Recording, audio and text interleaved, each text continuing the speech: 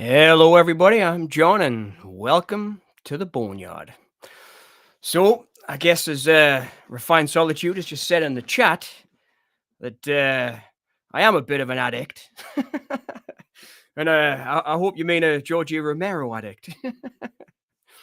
I do have a slight affection for the filmmaker, I must say, and I did think about doing Martin tonight. So his film after the Crazies, I think. But I just thought we could do Dawn of the Dead. I was in a Dawn of the Dead kind of mood, and I thought it would be more of like I don't know, more of a party atmosphere, a watch along at the end of the world, shall we say? Or Dead of Winter. Thompson is amazing. I don't know why this movie had to be made. Yes, it is. Dead of Winter is an interesting one. Is Dead of Winter the one I'm thinking of, which is the slasher film in the snow? The where the actress goes to the house with is it Roddy McDowall? Am I thinking of the right one there, Solitude? Interesting film, I think, if it's the one I'm thinking of. But it is a good movie. So yeah. Originally, uh New Miles Copeland, where you from? It's accent. So I'm a Mackem, Copeland. I was born in Sunderland, but then we moved to Washington. My dad moved us to Washington, and a lot of my family moved to Harrington, which is kind of in between Sunderland and Newcastle. Washington's like mid ground, I guess, between the two. So my accent's a little bit more Mackem, but I've moved around a lot. So, but I'm glad it can still be spotted anyway. That's pretty cool. Oh, Dead of Winter's a new one. All right. So that's Solitude talking about Dead of Winter there. So Dead of Winter's a new one. I'll have to check it out. I wonder what I was thinking of then. Is it Dead of Winter? Maybe I was thinking of Dead of Night. I think it might be an Arthur Penn movie that I was thinking of that's a bit of a slasher. Solitude. Oh, Bishop Auckland, Copeland. Yeah, I know Bishop Auckland pretty well. We used to go to a hide of Bishop Auckland with my dad and his brother when I was a kid to watch foxes and badgers of Bishop Auckland. There was a hide we used to go to. So I know the area pretty well. It was so closer to Sunderland, though, more like Bunny Hill and Barmston, that kind of way. But thanks for coming along, Copeland. Cool. Hi, Bishop Auckland. It's a bit of a taste of home. I used to hang around Durham a lot. Chesley Street, if you know Chesley Street. I used to hang around Chesley Street a lot. Go there every Saturday morning to markets, Chesley Street. And there was a big second-hand market we used to go to at Batley's when I was a kid. Up that way. Well, not all the way up that way, but closer to Bishop Auckland. Directed by Brian Kirk. So that's Dead of Winter. Directed by Brian Kirk. Netflix thing. Cool. Netflix have got some interesting stuff coming up, man. They really have. I've missed a couple of documentaries they've done recently, but some of that stuff looks really good that they're bringing out lately. I guess it seems like Netflix is starting to pick up the ball a little bit. I thought they dropped the ball for a while, but in fact, I'm not subscribed at the moment. I canceled my subscription, but I think I'm going to subscribe again because they've got some really interesting stuff coming up, especially docs. I'm trying to remember who the doc was. They've just done a doc on a famous actor that I really want to watch. I can't remember who it was, but I'm sure they've just done one. Hey, Lampy. You all right, dude? Thanks for joining us. It's Lampy Man from Cynical Celluloid. Great channel if you guys want to check it out. Lost count how many times I've watched this film. Which version are watching now? Well, I found a fan cut, Lampy, that was about 2.5 hours long, which I think looked closer to the Mall Hours cut. But when I just started to have a flick through it, it was really disjointed. And it wasn't the Mall Hours cut. It was a different fan edit. And I didn't like the way they'd been cut together. So I figured I found a really decent cut of the theatrical cut, which is 4K, which is linked below. It's in the description for the video. So Dawn of the Dead, this is a theatrical cut, which funnily enough is the one I've watched the least out of all versions of Dawn of the Dead. And I believe from what I read about Dawn, the theatrical cut was edited by both Argento and Romero. Is that right, Lampy? So they cut this one together. So this one has Goblin's music in the opening, for example. Whereas the Cannes cut, or what was sold to us as the director's cut years back, the BMG released, which is the one I watched the most.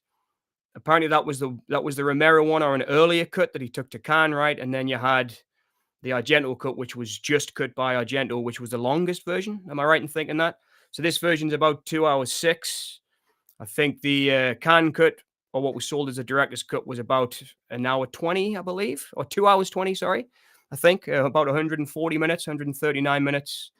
And then the Argento cut was it a little bit longer or a little bit shorter? I think it was a little bit shorter than the Romero cut, right? It's interesting, man. It's interesting history with the film. And like I say, I've watched the theatrical cut the least. And because I found this decent, it's supposed to be 4K. So I guess if we've got 4K screens, the quality looks great. I had to flick through it. Looks fantastic. And this one's courtesy of a channel called Dawn of the Dead. And like you see, that one's linked below. So yeah, we're watching the theatrical, which is the one I've watched the least.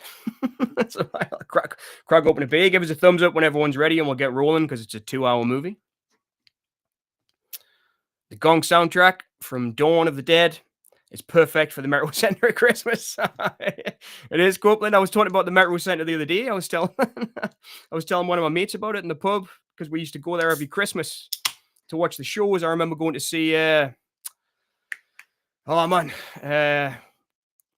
Michael Barrymore there one Christmas. Me and the whole family went to see Michael Barrymore at the Metro Center one Christmas, doing what was the show he did? The famous Barrymore show. He was doing that live at the Metro Center. I used to love it. The HMV there was huge. Do you remember? It was like flipping heaven, the HMV at, at the Metro Center. I used to love it in there. And I used to collect, well, I've still got a few behind us there on the rack, the movie Maniacs figures that McFarlane did. And at the Metro Center, there was a little village at the back, and they had like a little toy store next to where the Warhammer store was. I think they were in the same kind of little village. And there was a great little store that sold all the McFarlane figures and masks and stuff and all the kind of horror stuff that we love. In one of the little villages, I think it was on the side where the cinema was, next to the bus station. But I loved it there. It was class. So the Argento cut was the shortest version, Lampy. All right. He pretty much made it more of an action movie. Yeah, now I remember the music really blasting as well, right? In the Argento one with Goblin, which I seem to remember from the theatrical cut, Lampy, as well. I seem to remember there being a lot more music in this one. And I like the opening better in Romero's because I think it's a little bit more dread-filled, whereas the music in the theatrical and the Argento cut does make it like a pumping, I don't know what you'd say, thumping along, like pumping along. It gives it a pulse. That's what I was looking for. Gives it a big pulse and pulses the film along. It's pretty interesting. Typical Italian director. Well, Lampy, I know you've been up north quite a bit, right, as well? Strike it rich. Strike it rich. That was the Barrymore show, Strike it rich. Yeah, but I remember going to Metro Center to see him with the family one year. It was great. Before, obviously, what happened to Michael Barrymore happened to Michael Barrymore. It was terrible, wasn't it? Enough said on that. There's plenty about that in the press at the minute, about celebrities. Yeah, so Jenna was wall-to-wall Goblin Lampy. Yeah, wall-to-wall, wall-to-wall. And I liked it. I did. I like them all, but I think the can cut, if I could have found a decent cut of the can cut, I would like to watch that one tonight. But because I've seen the theatrical cut at least, I figured it would be fun to watch it. And watch along at the end of the world, as I said in the on the thumbnail. I thought it would be pretty good. And I've been on a proper Romero kick. At least I think that's what you meant, Solitude, wasn't it? So I've only done 3 streams so far. And this is, they've all been Romero based. So I had Night of the Living Dead for the first one, Crazies 1973 for the second, and now I've got Dawn of the Dead. I should have done Martin, shouldn't I? But Dawn of the Dead's more of a party. It's a party movie. Michael Barrymore was a hotspot knot. Strike it lucky. What's a hotspot knot? All right. It was funny. It was good. I remember all those shows. I was a bit of a TV addict back in the day. I used to like all those shows. I remember, what was the Les Dennis one? Was it Family Fortunes Les Dennis did? I remember watching that like every Saturday before I went out. I'd sit and watch flippant. I think it was Family. Oh, Survey said. I think that was the Les Dennis one, wasn't it? And of course, you kind of beat the old catchphrase. There were some great ones. All right, so is everybody ready? I know me and Lampy are ready. Get ready to play the movie. So this is 2 hours 7 minutes long. This cut, the theatrical cut. So I'm gonna hit the play in 5, 4, Three, two, one, go for it.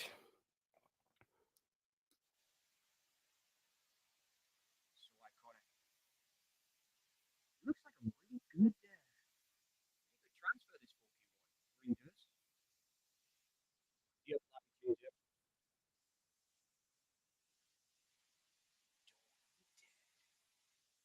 Couldn't help but think about it. I've just done a review of the Crazy remake for the channel. It wasn't really a review, it was more like of a I was looking at the kind of state of filmmaking at the time.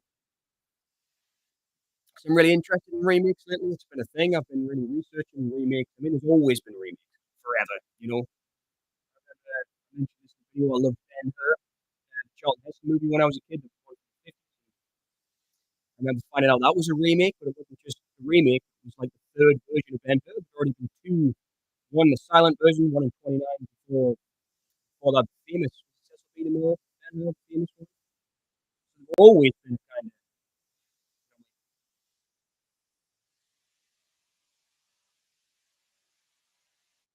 sorry, Solitude, just give it a second. It sometimes interferes my mic when I press play. Just give us a heads up when the sound gets better. Sometimes sound interferes with my mic. I've been trying to figure it out. But like I say, I'm only on the third stream, so hopefully that'll sort itself out in a couple of minutes. Seems like when I start to play the movies, it interferes with the mic. I kind of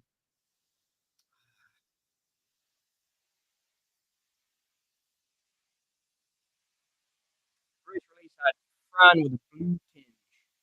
Made her look like one of the zombies. Ah, right. That's what it was. I remember seeing it. The first release, which was oh cool, so let's use that to sound so great.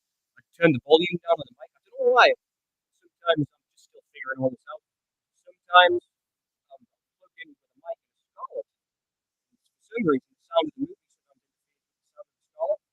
Turn the volume down on one or the other. I think that's what the problem is.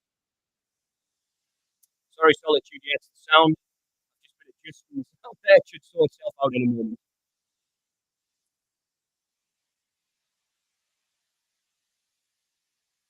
Just give it a sec, Solitude, and hopefully it'll sort itself out. It's pretty interesting, that. About the blue tinge. It really is. It's a bit like me at the minute. Blue tinge. We'll get Romero and Christine Forrest. It's funny that relationship, isn't it? Christine Forrest. I was watching a panel with her not long ago. She talked about how kind of bitter Romero got. He told at the end of his career that he couldn't get stuff made before they broke up. Such a shame because he had so many ideas and he was trying to sell so much stuff to Hollywood. It's a shame. I mean, supporting each other for years. I mean, she was right there with him from Martin all the way to Delcott, right? She had a big part in Monkey Shines. Hey, Dread. Ken Forey gives an excellent, unforgettable performance in this film. He is fantastic in it, isn't he? I was just watching him recently, and I think it was Leatherface, Chainsaw 3. Sorry, everyone, just give us a second. I'll try and sort this sound out. We're getting Lampion Solitude soon. I've got bad sound. Give me 2 minutes. All right, I'm just going to try and adjust the volumes. Give me a second. Sorry about this, folks. Technical difficulties.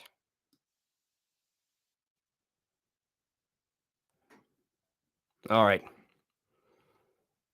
Let me know if that's caught up with itself, everybody. I've just adjusted the volumes again. Like I say, I think it's the sound of the movie interfering with the sound of the mic. I was trying to figure it out this afternoon. So I should be hitting kind of a constant level there now with the mic. Sorry about this, but let us know if that's all right now, folks. Solved. All right, Solitude and Lampy, keep an eye on it for us, please.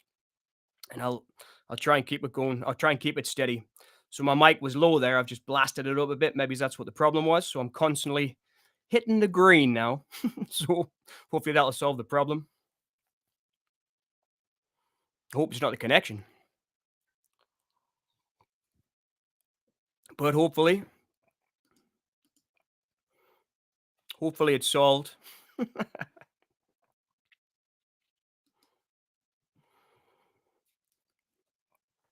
There's always that ethical question, isn't there, in Romero's movies? It sounds better. Sounded like the compressor that's kicking in. Ah, right.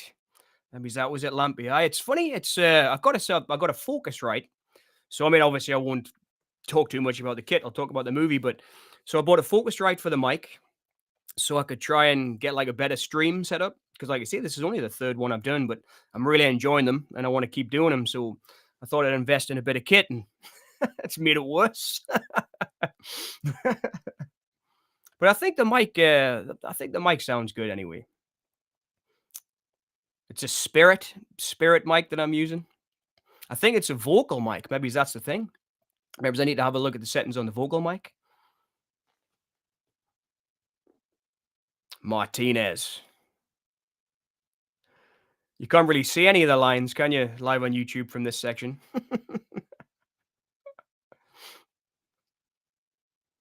I've watched it a lot lately, Dawn. I go through phases with Romero. Sometimes I watch Day, sometimes I watch Crazy, sometimes I watch, but mostly I've been watching Day of the Dead this week. Like that guy from the Fast Show. Mostly this week, I've been watching Dawn of the Dead.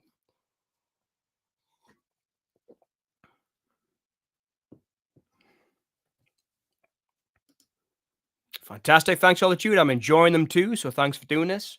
No worries. I really enjoy it. That's fantastic. It's been great to meet you. And I remember we were talking to Todd last week. Got a few guys dropping in this week. It's fantastic. Especially talking about Romero. It's one of my all-time heroes.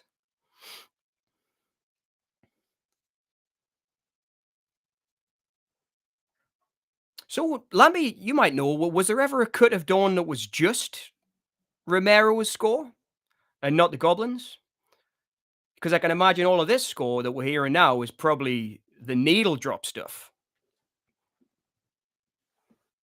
Oh, that's John Amplis in the in the made up face, shall we say? Cheers, Lampy. Mike's good. It just might be a levels thing. He may be overdriving the mic a tad sometimes. Right, cool. I'll tell you what. After tonight, I'll do a test one tomorrow, and I'll check all the volumes and everything. Right. So hopefully I can get it fixed for the next one. It's all been a learning curve. It's even the kit. I thought I kind of knew sound and things, but it's a totally different ball game when you've got different screens going, and especially because I'm not all in one program. Some of it here I'm trying Restream that Kerry put us onto, which is the kind of watermark we've got in the corner because it's the free version. But the sound sounded better than the YouTube streaming service. And then I tried another one called Live, but that one didn't seem to work out at all. The sound kept interfering with the film and the mic. But it's all good. I'm glad it's sorted now anyway. Just let us know if it happens again and I can try and adjust the volumes. Where's Kerry? Solitude? Yeah, Kerry couldn't make it tonight. We're supposed to be streaming over on Cinema Conversations tonight. I think we discussed some films last week after I picked Just Before Dawn, didn't we? And we all got. I forgot how much of a you've got to watch it kind of film Just Before Dawn is. Even though I'm a massive fan of that movie, it's the action doesn't start for quite some time. But I couldn't remember the films we discussed, and so I just thought I'd carry on the Romero theme. But yeah, Carrie couldn't make it this week. Carrie did say if she's got the time, she'll pop in the chat and say hello to us.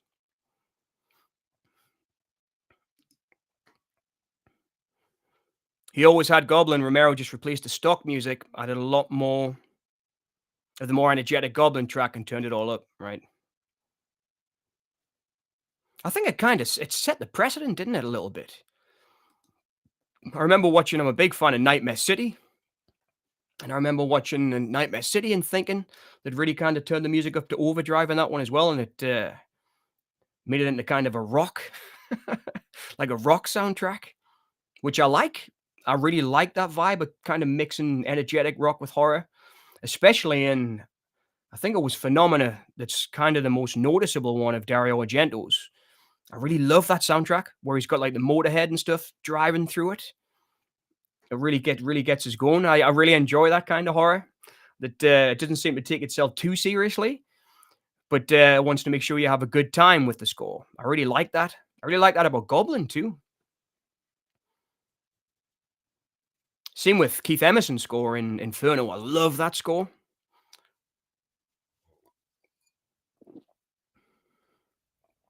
Oh. So did this blow everybody else's minds when they first saw it? All the violence? This is a theatrical cut, so I don't think we'll see the bite on the arm or the neck, right? I remember it being cut from the theatrical. No, you got a little bit of it.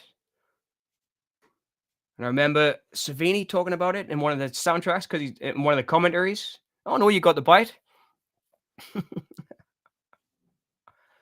But it shocked me this as a kid.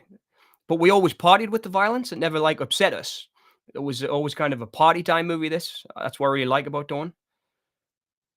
Demon soundtrack that was over the top. I remember them. I think Demons is so over the top in it. The driving around listening to Go West. Was it Go West? That we close our eyes, we never lose a game. I can't remember who that was, but I remember them driving around in Demons, snorting coke from a coke can, listening to. I think it was Go West. I think. Uh, that's a fun movie, isn't it? Demons. Yeah, the Inferno soundtrack is great. The Emerson one. I absolutely love the Emerson soundtrack. It's so good.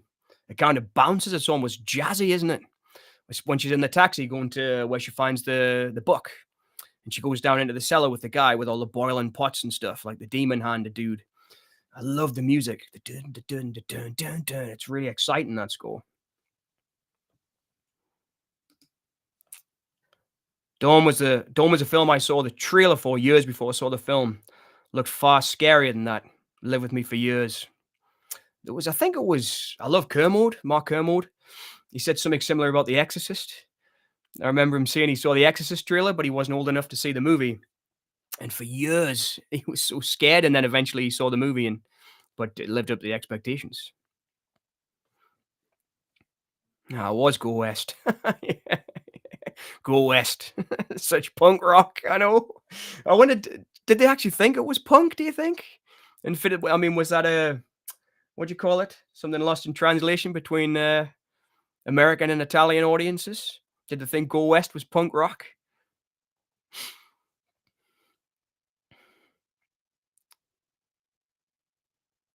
I loved all this stuff. It was so haunting. With the guy on the crutches, the one-legged priest.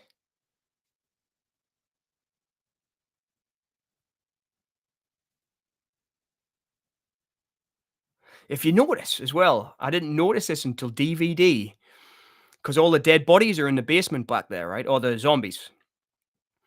And if I never noticed until DVD, but Peter, when he opens the door, he goes, "Ah," as if he can smell the dead people back there. And I never noticed that until DVD. He shuts the door quick because of the smell. That was a good little bit of acting. I know we said Ken Forey rocks earlier on. How deep are we in the movie? The movie is constantly being interrupted with ads. So at the minute, Solitude, let me just check. I'm on 13 minutes, 41 seconds.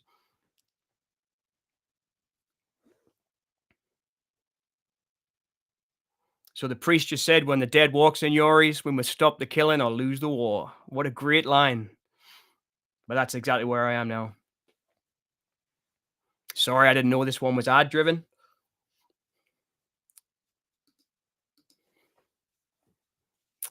I think they thought it was heavier than it was. Don't get me wrong. Go West were okay, but Go West are good. I'm not getting down on Go West, Lammy. I really do I love that song. Actually, I know I know the words, but yeah, they're not quite punk rock. It's a good tune though.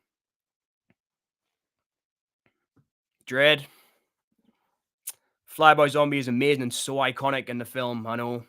I chose the image for the thumbnail because he's one of my favorites.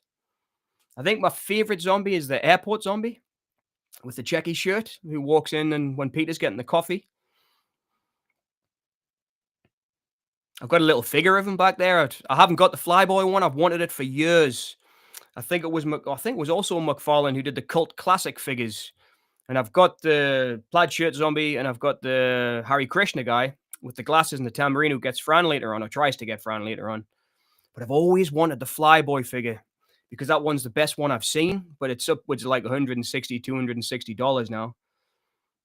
I can't even afford to buy movies at the minute, never mind splurge on movie Maniacs figures. But I think it is iconic. I like most of the zombies in this. That's something that gets missed, or you try to repeat later on, I think, with kind of Big Daddy and the Meat Cleaver zombie and Land of the Dead, but it didn't quite land the same. There was kind of the cheerleader, Big Daddy with the drill who smashes the window, and later he gets I think an M16 or something, doesn't he? Because Bub's really iconic and Day, and then Diary. There isn't really any iconic zombies at all. But he was really good at doing that in the early days. I mean, the helicopter zombie, everybody remembers the helicopter zombie. But maybe that's more Savini than Romero. It's the cool effect of him getting his head ripped off, which is awesome.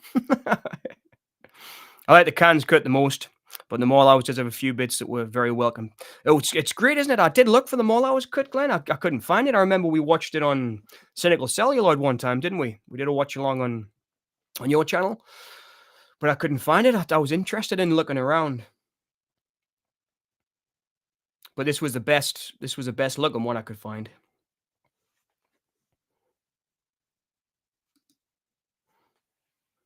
Solitude, you should write a book about the movies you like, were influenced by.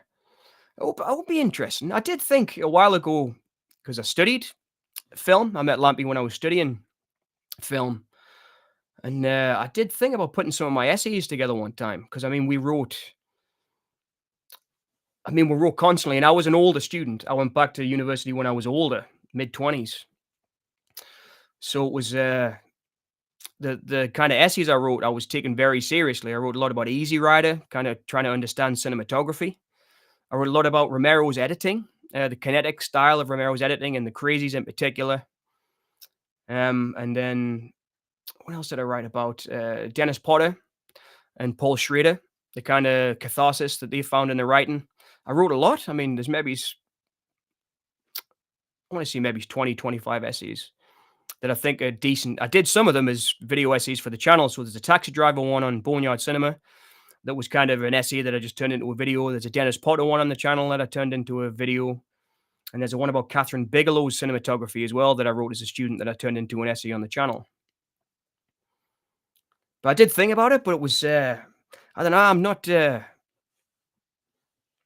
most confident like person. I remember you mentioned the other week about how great it would be to get in touch with Richard Stanley, who's one of my heroes now, thanks to Lampy as well. He introduced us to Richard Stanley's work and trying to talk to him because he seems to do a lot of talk shows, but I don't know if I've got the kind of guts to do it just quite yet. But it's an idea, Solitude, it is. I did think about putting some essays together. It was actually the guy who's just done a movie, Chris Stuckman, who's just done Shelby Oaks, which I haven't seen, but apparently it's a decent found footage flick. Not the best story, but apparently really good looking. And he was a YouTube critic first, a really famous one, Stuckman. I think he's one of the most famous, isn't he? But he wrote a book as well. And I remember seeing his book on Amazon and thinking, if he's done it, maybe I could do it. But it's definitely worth thinking about, I think. And I guess I will do one day. It's just kind of having the guts to do it. That's one thing I lack. I mean, it took us 3 years to start and do live streams. I was so nervous about doing them. I did a few with Glenn first. I don't know if you remember, Lampy. When I was talking to you about live streams, you said, well, come and do a couple with me and see if you like it. The Singing Detective. Yeah, man, that's fantastic. The Helicopter Zombie was cut from Argento's version. I think, do you know, I don't think I saw Argento's cut until DVD, Lampy. I think that was the first time I saw it. I don't think I ever saw it on VHS. I saw the theatrical cut, but I watched the can cut the most on video. Definitely. Because I remember seeing the Argento cut for the first time and being shocked at how different it was. Because that score, as you were saying earlier on, really changes the vibe of the movie. And it doesn't feel like horror. It feels a lot more action-orientated. But there's it seems a bit more humor, in Romero's version, sorry, I should say, which I think is lost in Argento's cut. There's no kind of humor in the Argento cut, which I think you get in Romero's version, especially now, actually, with the I'm a Man. The music with all the kind of hunter guys out in the countryside.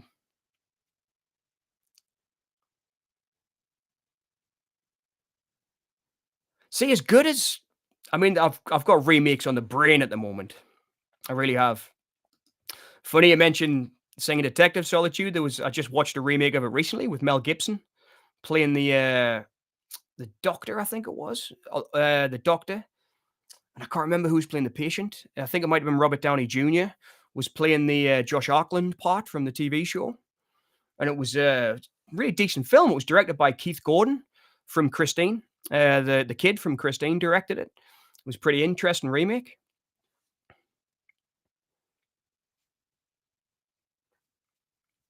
Yeah, I've heard about that Solitude, House of Dynamite.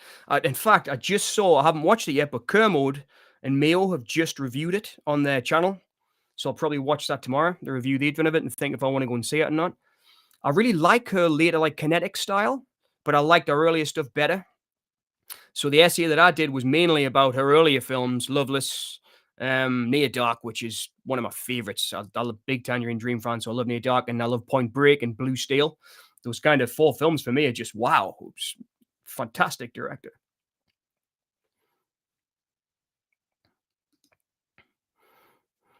Cliff Twemlow's band is about to hit the stage.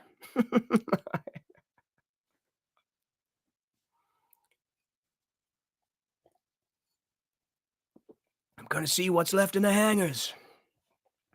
It's funny, when you watch a film so much that you know the words. This is really weird. The story I'm about to share is a bit weird. But I used to have a job in a warehouse called Iron Mountain, which was confidential records management, and you were pretty much alone the whole day. I've probably talked about it on the other streams when we're talking about work and jobs and things, but it was just shelves and shelves packed to the rafters. It was also confidential shredding, but it was like doctors' files, police files, KPMG lawyers' firm files, and I just had to pick the files. So a file number would come in on the computer. I'd go and pick the file, give it to a driver. The driver would deliver the file to the business. We just do storage, record. A bit like Day of the Dead. It was like a kind of, I think that was Seminole storage facility, wasn't it? But I worked in a kind of similar one in a warehouse here, and everything was stored in there. And because I was alone during the day so much, just picking files, I'd find myself like mouthing films to myself. I'd be like seeing like whole scenes out of Day of the Dead, just talking to myself. So strange. And then one day I just thought, you're losing the plot here, John. So I started taking a Walkman in. I'd get a list of the files to pick, and then put the Walkman on, starting to listen to tunes instead. But I found myself seeing whole scenes out of like night, day, and dawn. Weird. But it's so comforting. It must have been somewhere in the back of my brain. That was like a comforting thing for us to go back to. Just seeing lines out of Day of the Dead and Dawn of the Dead to myself.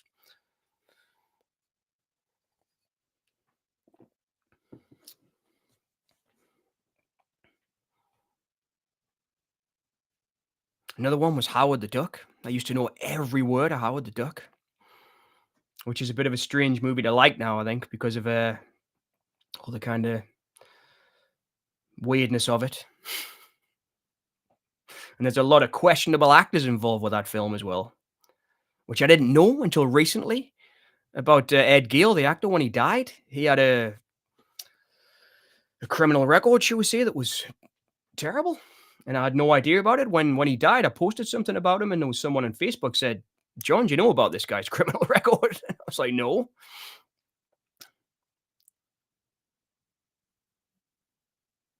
Just about there it is. Just the helicopter zombie there getting his head cut off.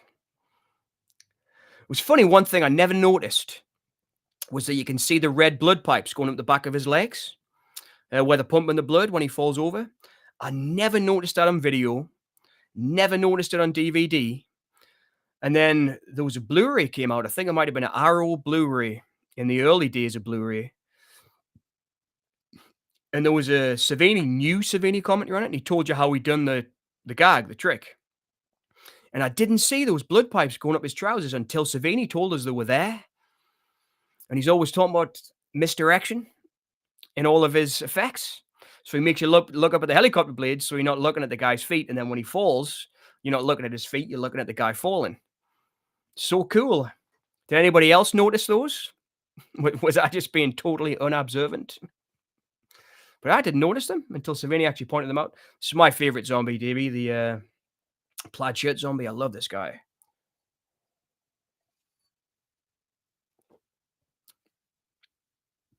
Apparently, there's a new bus just been created. The plaid shirt zombie.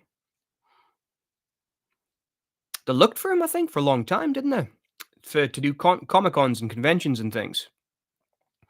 And he was really difficult to find, that guy, because he was just some guy that was, I think he was a driver or something. And Savini said, because you're bald, we could do a really good makeup effect on your face. Would you like to be in the film? And he said, yeah. And they just put him in. And it was because he thought he could do a good effect without the hair being there, apparently.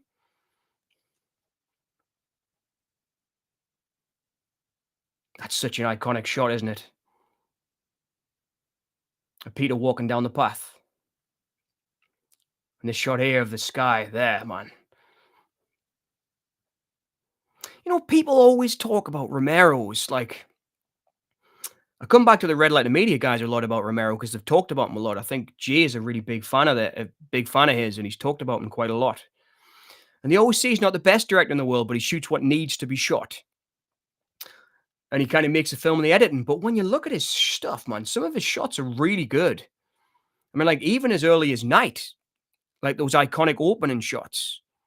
Or Season of the Witch, Jack's wife, or Hungry Wives. There's some wonderful, like, kind of kinetic handheld shots in that when he's doing dream sequences and stuff. I think he's a better director than people give him credit for. I really think he was a great director, especially when it got to Dawn. And by the time he gets to Creepshow, I think he was one of the best directors in horror. Creepshow, Night Riders, and Day, I think, show him as like the height of his power as a director. I think those three movies are beautiful works in terms of direction.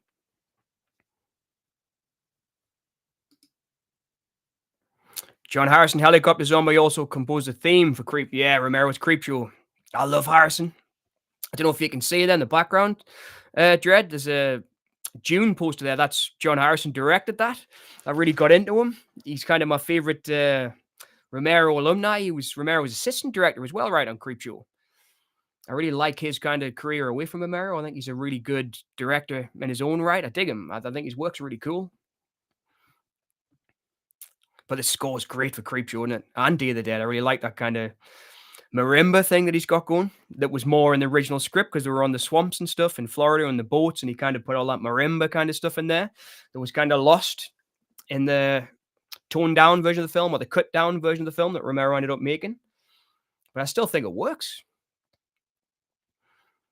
You reminded me of that Scandinavian movie that plays in a morgue. Night Watch. Is that Night Watch Solitude? I think it's Night Watch, or am I getting that mixed up with something else? The original was great, really colorful, I remember. And I think Nick Nolte was in the remake, right? With Hugh McGregor? I think I saw the remake at the Pictures in like 98 or 99 or something. Or maybe it was a little bit later. And Arquette, I think. One of the Arquette sisters was in it. But yeah, it was good that night. I think it's Night Watch or Night Morgue or Night Shift. It's one of those. I think. Let us know if I'm right. I think Lappy, John Harrison, was the screwdriver zombie. Jim Crut, I think, was a helicopter zombie. Jim Crut.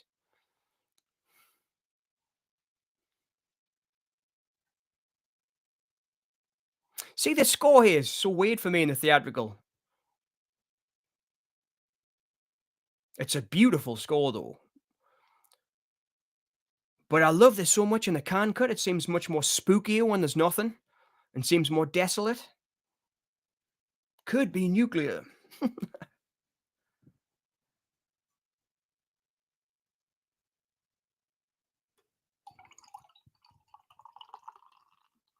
Man, it's so great, this movie.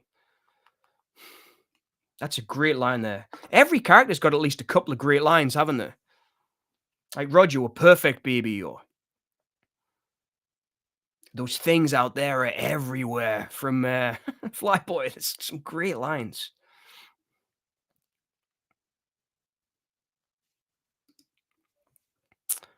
Night Watch, memory's perfect. Night Watch, right. Flip Nell, Solitude, thanks. Night Watch. I feel like my memory's totally going now. It's weird. When I was a kid, I used to know every flipping composer, every editor, every director. Now I flip and forget what I had for breakfast this morning. Hey, Cortez. Thanks for joining us. What's up? Thanks for joining the show. If you fancy joining us for the watch along, we're watching Dawn of the Dead, the 70th theatrical cut, 4K. The link's below the description of the video. And we're on the time code 30 minutes, 18 seconds. They've just kind of hit them all and they're finding the canned goods upstairs. If you want to watch along, thanks for joining us.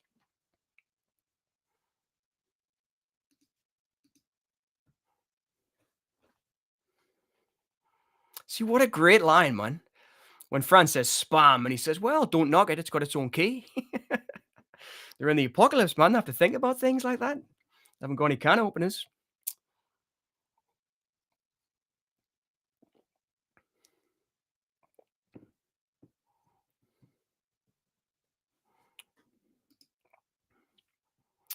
Did you ever play the early Ubisoft game Zombie? Shameless ripoff. No, I don't think I did, Lampy. Ubisoft Zombie. No, I don't think I did. I think the first zombie game I really remember is the first Resident Evil, the Capcom. And I think I played that for PS1, I think. Other than that, it was back in the day, I was playing like Spectrum with Disco Dan and stuff like that. And then when I really got into movies, but I think the first zombie game I remember is Resident Evil, the first one.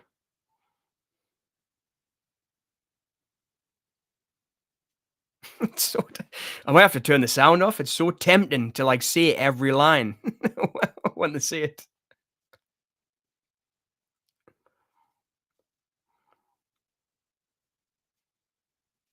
Also, I collect film posters, and Dawn of the Dead was the first movie poster I ever really forked out for to get I bought two. I bought the kind of the zombies poster with the green face, with the shining eyes, with the guys walking over the bridge. It looks more like zombie flesh eaters than it does Dawn of the Dead. And I also bought the iconic plaid shirt zombie one with Dawn of the Dead originals.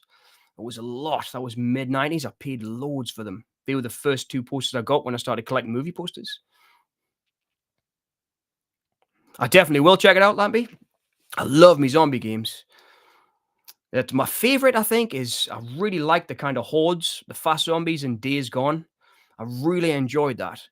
It was like thoroughly entertaining. I loved the story. I really liked the zombies. It was a little bit more open world than The Last of Us had been. I really love Resident Evil 2 because I think they kind of really got the vibe of Romero zombies in the second one. I haven't actually seen that Romero documentary yet about George Romero's Resident Evil, because he directed the trailer for Resident Evil 2, didn't he, with Brad Refrino in? I think it might have been the Asian commercial for it. But I'd love to see that doc about Romero's Resident Evil. I bet it would have been really interesting, like. Is there no subs? I have to decide whether listening to you or the movie. Well, I'd like to think I'm more interesting than Dawn of the Dead, but I don't know.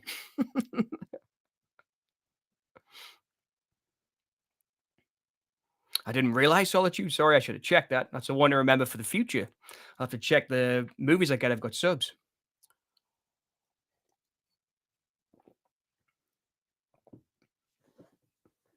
Here we go. Perfect for the Metro Center at Christmas. The gonk.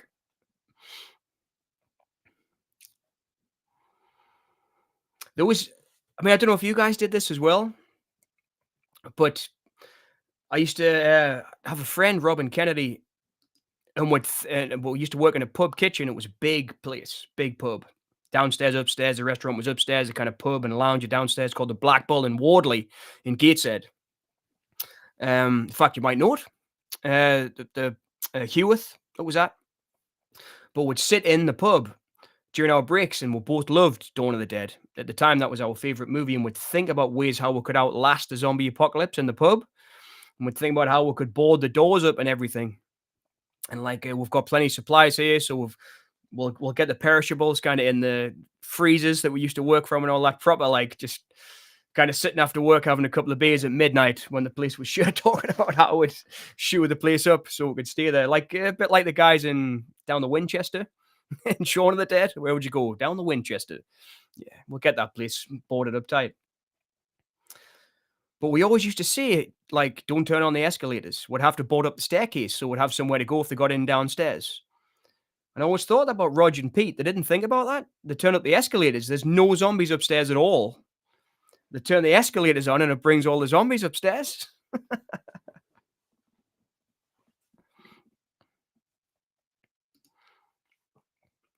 Scene felt so off with the Goblin soundtrack. Something about the crazy stock mall music makes the movie unforgettable. It does. It totally does. And it gives it a theme, doesn't it, as well? How it comes back in at the end, doesn't it?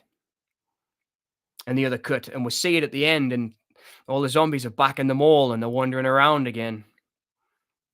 He really thought about stuff like that. I really think he's a better. I mean, obviously, he's one of my favorite directors of all time. You know, I wouldn't be, pardon me, doing watch alongs with his filmography if I didn't love him. But he really thought about that kind of stuff. The way that that music ends the movie and then you hear the clock chime. And I mean, it's pretty gothic horror stuff. It's really good.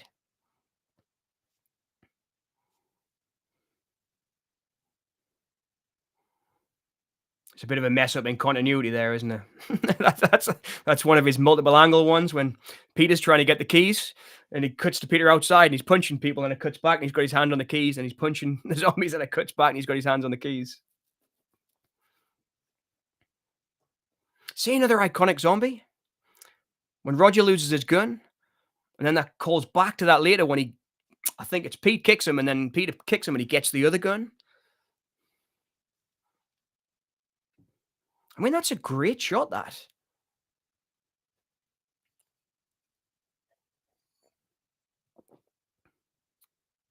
In fact, I had a comment on the Crazies um, from a subscriber that said that about Romero, which was really interesting. And they were talking about the Crazies. I was talking about the Crazies remake, and they said that they much preferred the original, and they thought that Romero had gotten better and better with every movie. And it's true, isn't it? You can really see him get better and better. And I think the budgets just allowed him that little bit of room to breathe in Dawn. And he had Rubenstein with him in Dawn as well. And I think that was really the point where he had somebody like really behind him, believing in him with Rubenstein, I think. The producer, Richard P. Rubenstein, who he met at a screening of The Crazies. And then the best thing to come out of The Crazies. And he said, do you want to work with us? Yeah, work with her. And he produced Martin. And it was a big moment in his career, that looking at his career. And there's a great interview. I think it was that document we were talking about on the last stream. Where Rubenstein says, I just provide Romero with a brush, palette, and paint. You know, I give him the canvas and say, don't go off the canvas. And I give him the freedom to do what he wants. And you can really see it in Dawn. And Romero himself said it's really comic book, right? Yeah. Lammy music was very important to Romero.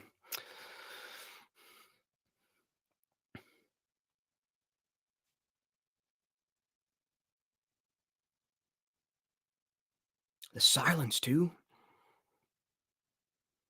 The old okey doke. But yeah, I remember I was recently watching Lampy, one of your videos on Franco, Jess Franco, when you talked about Franco's love of music. And I think a lot of the best directors have really got a feeling for music as well, haven't they? And Romero, similar to Franco, because the music's in the films that I love of Franco's, like Nightmares Come at Night, which is my favorite one. The music in that's used so well, like for the striptease scene at the beginning, the really slow one. And then the striptease scene when she dresses the doll on stage. He really understands how to use the music in the movie. And Romero did, didn't he? I mean, Romero was a great editor. I bought a long time ago, I bought the original Night of the Living Dead soundtrack, which was all music he bought from soundtrack libraries. And it was a single disc. It wasn't very long. It was about 35 minutes. CD, this is, not vinyl. This was a CD. And it compiled all the kind of needle drop music that he'd bought from libraries. And he totally changed it in Night. He'd sped it up, cut songs up, turned them around. He'd slowed songs down. He really understood how to work with sound, and he's so humble. I was watching that Just Desserts about Creepshow, which I think Savini did, didn't he? Which is a really good doc about the making of Creepshow. And Romero said that was the first time he'd really understood and had the time to work with kind of Foley effects and having Harrison's score to use when he wasn't messing around with it. And you could see Harrison, he's a scene, go and write some music for this, and Harrison would be downstairs in the offices at, was it Leighton Image or was it Laurel by then? I think it might have been Laurel Entertainment by then, right? The company. So like Gornick would be cutting scenes. Harrison would be then scoring the scenes as they were made for the movies like Creepshow, as they were edited. No, sorry, it was Pascal when it Pascal Bubba edited Creepshow. Sorry, it was Gornick who edited. Was it Martin? I think. But he said Creepshow was the first time he'd really had a good understanding of how to use all the sound. But I disagree with him. I think he's been too humble. I think he always understood sound. I think he understood it more than he thought he did. Because I mean, you listen to movies from the same period, like as much as I love them, Corman stuff, where it's not composer, it's just stock music, and it's not the best. It's all over the place. But Romero, even though he was using the stock footage, stock music, sorry, in his earlier movies, he nailed it, and he edited the stuff that he bought the rights to, so he understood it. It's interesting when you listen to his earlier movies and what he did with the kind of stock music he bought. He knew when to cut it, when to edit it, when to speed it up, slow it down. But I guess I'm preaching to the choir, right? Because I think we all love Romero. Oh, well, at least I hope we do. I like to refer to that zombie as Second Amendment zombie. So is the Second Amendment the right to bear arms? Is it? Solitude. Talking about continuity. Goodfellas suffers from that too, and yeah, Goodfellas is a masterpiece. Yeah, I love one of my favorite Scorsese movies is Color and Money. I absolutely love it. I think we mentioned that when I was talking about Hustler, right? A couple of streams back. And this continuity is all over in Color and Money as well. Cigarettes go long and then they go short, and it's like. But yeah, I remember him talking about I think Casino as well. I'm sure there's a scene in Casino, or not the film, sorry, that like the making of Casino, when I think they're talking about the drinks and how much ice and how much drinks in each drink. And Scorsese and De Niro just say, "Hey, look, we're not worried about how much ice is in the drink. If people are looking at the drink, they're not watching the story." It's like there's some poor like continuity person on set talking to them. They're like, "We don't care about the ice and the flipping drink, man. If the people are watching that, then the film's no good." I love Scorsese. I do. I don't like all of his films. I think the last great one he did was Silence. I really like the Silence. But early days, can't go wrong. Bringing Out the Dead's a masterpiece, I think. Some of his work, especially what were the first two? Main Streets and not Main Streets. Main Streets, Taxi Driver. There's one with Keitel before that. Who's that knocking on the door? Or who's that looking through the door? That was a really good one, like a college movie that he made. And then I think it was Corman said, "I'll give you a bit more money to put some sex scenes in it. And if you can do that, we can sell the movie." Or at least a distributor did. I might just have Corman on the brain there.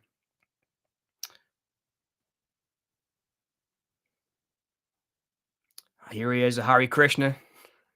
I've got a little figure of him back there from the thing, the Cult Classics collection.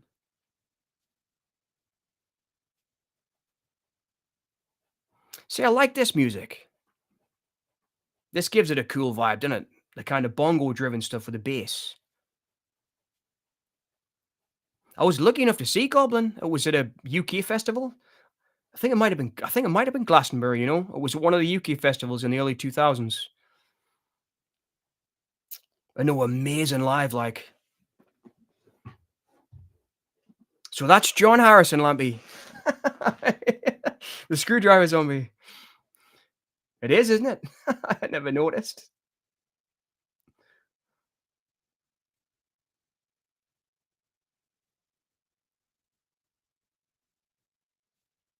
It's a great effect, this, isn't it? I remember Savini talking about it. It was a straw, right? So straw going inside of a straw. Sorry if I'm ruining the magic. I loved reading Savini's books and watching his interviews about how he did the effects when I was a kid, first getting into films. The first 30, 40 minutes of Casino are awesome. Two narrators, Pesci and De Niro. I know. What a great. I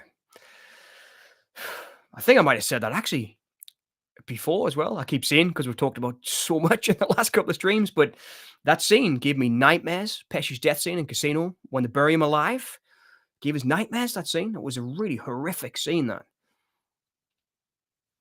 But yeah, Casino was. It's really great. I think I might like Casino better than Goodfellas. Pesci's amazing in both of them, but I think Sam Rothstein in Casino, I like him a bit better than De Niro's character in. I can't remember his name now in Goodfellas. Was it Sam? No, Sam Rothstein's in Casino. What's his name in Goodfellas? Solitude. Can you remember? Harry Christian Zombie looks like the singer from Tool. Is it Maynard? Is it Maynard, the singer from Tool? Since he shaved his head. Although he shaved his head years ago, didn't he? I did see them. I watched the Sabbath concert, the Back to the Beginning. I wasn't there, but there's no way I could have afforded the tickets. But I watched the live stream on the telly, and in fact, no, I didn't watch the live stream. I watched it afterwards because we were streaming. I think the night that it went out, but I watched it the next day, and Maynard was there from Tool singing. It was great. I think he was on Iron Man. Jimmy, that's it, man. Of course, yeah, Solitude. It's Jimmy, of course, man.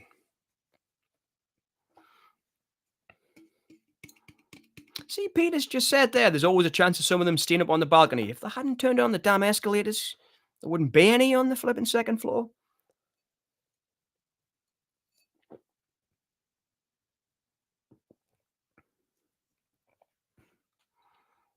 I just watched, like I say, the Crazies video I just did. I put a couple of clips of the 2004 Dawn of the Dead in there, the Zack Snyder one, because I was talking about remakes in the video and like kind of that particular period of remakes and how the writer's strike in 2007 really affected the kind of last 3 years of the 2000s because there was no material coming into the studios for like 160 days. The writers were on strike for a long time. And that was one of the reasons why the Crazies was stuff that got remade because they were like 2004, Dawn of the Dead worked. Maybe another Romero film will work. Do we own that? Can we buy the rights? Pardon me. But I used that clip of Ken Foree saying the same line when he's the preacher on the TV in the 2004 remake, and I got goosebumps putting it in the video. He's like this kind of real brimstone preacher on the TV. And he says the line, when there's no more room in hell, the dead will walk the earth. And he says it so much in a totally different way than he says it in 78 Dawn. He's such a good actor. I loved seeing him. He popped up in one of Rob Zombie's movies. I think it was Halloween. I can't remember whether it was the 1 or 2 that Zombie did. Joe Grizzly, bitch. He's so good.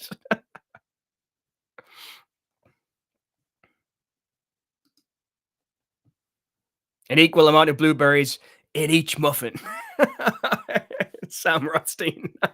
It's so good, dreading it. It's a great film.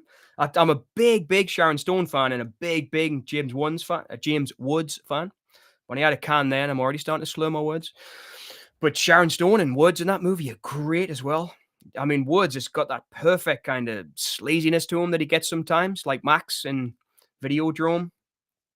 And I can't help but think maybe that's why Scorsese put him in Casino, because he had that right amount of sleaze. But you can also see why Sharon Stone would be in love with this guy who's kind of a pimp to her, Great. The whole cast, man, Casino.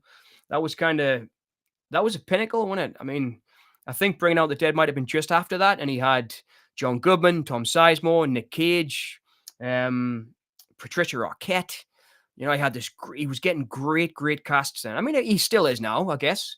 Killers of the Flower Moon, he had De Niro with DiCaprio. But that was kind of the best time. And I mean, even when he was making his first movies, he had Harvey Keitel in his first movie. Imagine being part of that crew at that time in New York. Man, I bet it was awesome. I recently read Oliver Stone's book, Chasing the Light. I know he's a very opinionated kind of, I'd say a strange guy. He's a lot stranger than I realized. Oliver Stone. I kind of grew up thinking he was kind of this fist thumping filmmaker, like one of the old school guys, but he's not. He's very intellectual, very I'd say right leaning, maybe. Even though he was very left in his earlier movies, these days he seems to be a little bit more, well, let's say down the middle. But I was recently reading his book, and he was talking about working with Woods on Salvador, just how good he is. Such a great actor. But he was also talking about Scorsese being his teacher when he was at New York Film School, I think it was, or New York Film Academy, it might have been. And he said Martin Scorsese was young then, but he was so full of passion. And I mean, how great must that have been, have Martin Scorsese as a teacher? And the kind of encyclopedic. Right, I'm gonna have another beer here. I'll crack another one open. I might be able to get my words out if I have another drink. Encyclopedic knowledge of films.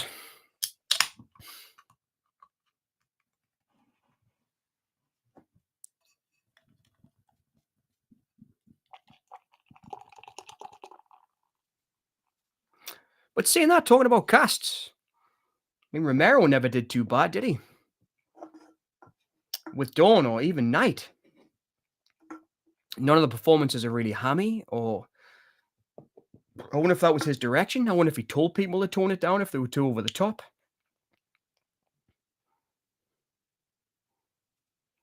Because he never really talked about his process with actors, did he? I know Galen Ross, I think she did some casting work for him as well, didn't she, later on? And so did John Amplis.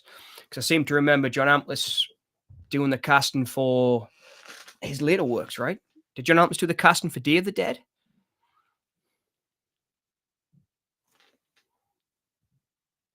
And that's when he kind of lost his way, wasn't it? Well,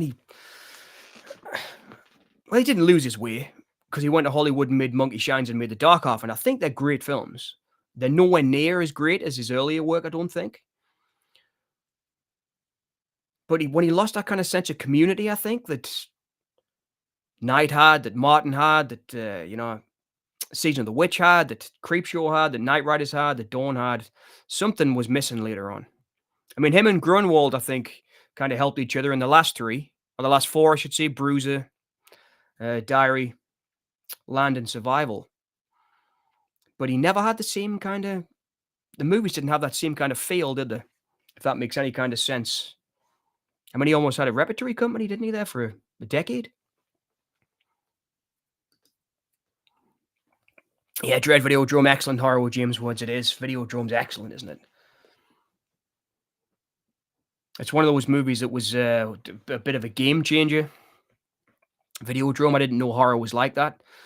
Horror could be like that. It was Shivers was a big one for me, huge one for me, of Cronenberg's. I remember seeing Shivers and thinking, man, that's really good. I would like to tell stories like this. It was a big, Cronenberg's a big director in my life. It was, to this day, I don't think anyone's quite made films like him. And we've got him to thank for a lot of the movies we see today, like Titan or Revenge or any of those type of movies that we see today, or even Substance. I don't think they'd be existing, and they wouldn't be around if it wasn't for him kind of paving the way. He's a great artist. But Videodrome's so cool, man. And Deborah Harry was just mind-blowingly perfect and beautiful in that role. It was fantastic. The whole cast. Long live the new Flash. Solitude, my first watch at JFK. I sat the whole time on the edge of my chair. It's great, isn't it? I know it was. And I think we've got JFK to thank for a lot of the conspiracy theories, because a lot of people took it for kind of fact, I think, didn't there? But there's a lot of Oliver Stone in there, a lot of his personality in there, which I love. Like if you watch his earlier stuff, Salvador or Talk Radio, which I love as well, and Platoon, Wall Street, and then you watch JFK. There's so much of those movies in it. He's got his own stamp. I really like Oliver Stone as a director. I'm not sure I could sit and have a beer with him.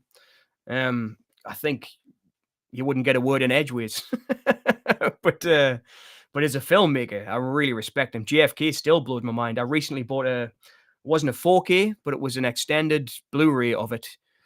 and it was I finally saw it in the true letterboxed because the old VHS and DVD I had was wider than he actually intended. If you watch, I think it was his film Nixon and um, JFK, it's a little bit more than letterboxed. The aspect ratio, it's really crushed, but it looked fantastic on that Blu-ray I bought. I think he shot Born the 4th of July the same way, in the same kind of really wide old school format. He really knows how to use the screen. Powerful director. But yeah, it's an experience, GFK. Very a cinematic experience. I love the sound, editing. Great. The mixture of kind of the 16 mil and all that. It's fantastic. Lampy, the 70s were a different time. Smoking when pregnant was frowned upon. And I think later on as well, they're having a meal and she's drinking champagne, right? When he offers her the 2 rings. And she's sitting just necking champagne at the table.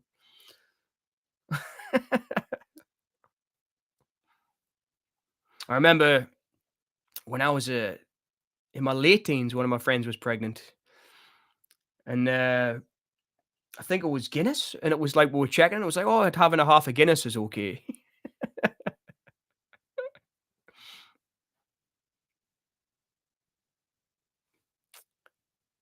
Solitude enjoyed the Shrouds, yeah. I enjoyed the Shrouds. I thought it was great, Solitude. I really loved it. It was I've watched it a couple of times now. I got a version of it online because I really wanted to watch it after I'd seen it in the cinema.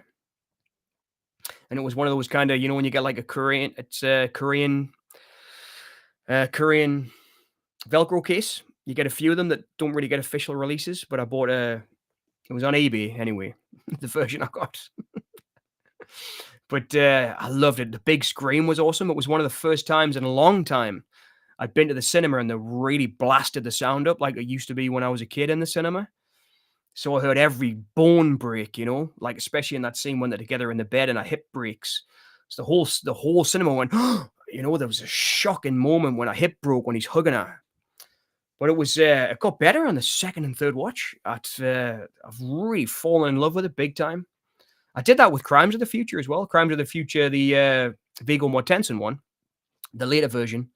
Well, it's not even a later version, is it? But the film with the same name as one of his earlier films from his first 3 films. So that must have been the 60s or 70s. He did Crimes of the Future.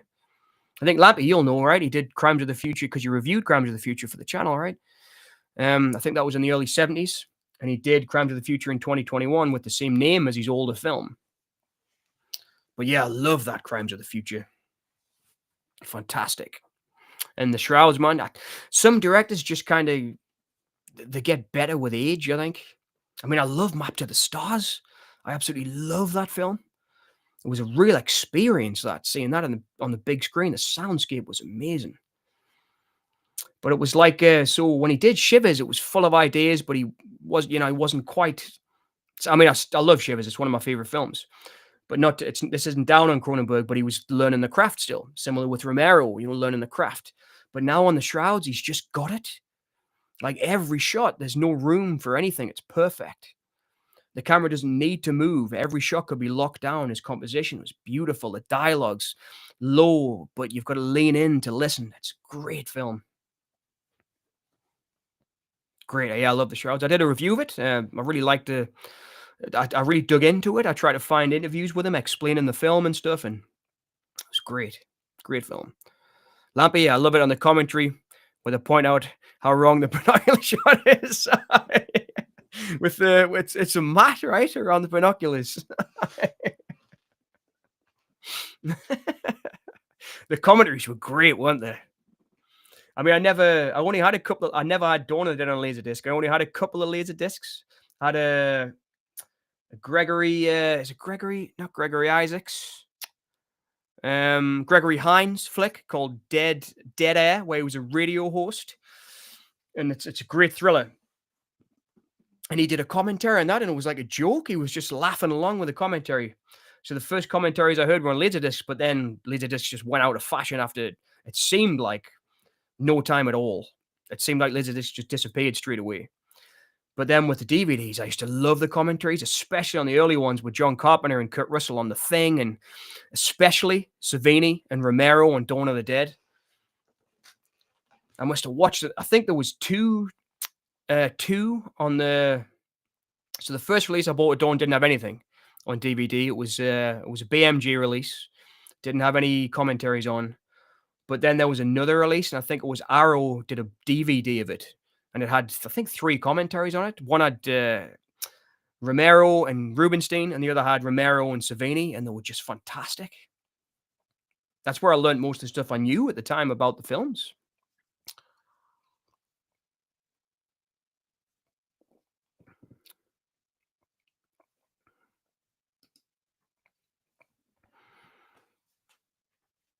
Yeah, the 70s, the remake is based on one small part of the original film that he expanded upon. Yeah. I just love it. I love that Crimes of the Future. It really is. I mean, I remember you seeing in the review of the original Crimes, it's no way that could get made today with that crazy ending where it's pretty much you have to commit a horrible act or a horrible crime to save the world. It's a really strange, strange ending to a film. Solitude, my parents were told to dip the nipple in cognac to stop the baby from crying. I remember my grandmother giving me whiskey. No word of a lie. I remember that. I remember seeing dipping a finger in it and just rubbing some whiskey on my gums or whatever. Or when I was crying, she'd give it a little nip of whiskey. I really remember that. My grandmother was an awesome woman. But I remember that. I remember seeing that. I'm not sure what I can see on streams or not, but I guess we'll go for it anyway. But back in the day, I mean, I remember seeing when she was giving birth that she was getting not morphine, but they were giving her the pure drug. You know what I mean, that's how much times were different back then. I guess we're talking just after the war, maybe 50s, late 40s, early 50s. No, it must have been late 50s actually. But yeah, I remember dipping a finger in fingy. I remember dipping a finger in whiskey and giving us a little sip.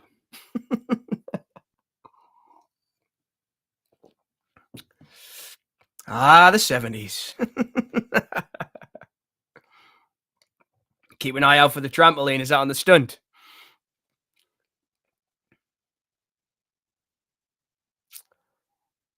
This is getting towards, I think. In fact, I'm sure this was on one of the commentaries where Scotty Reiniger, who plays Rog, he said this was his best part. He liked getting into the character, how he was imagining like a Nam flashback or something when he's doing the perfect baby, all that kind of stuff. And when he loses it a little bit and he gets the blood splashed on his face and all this in a sec. And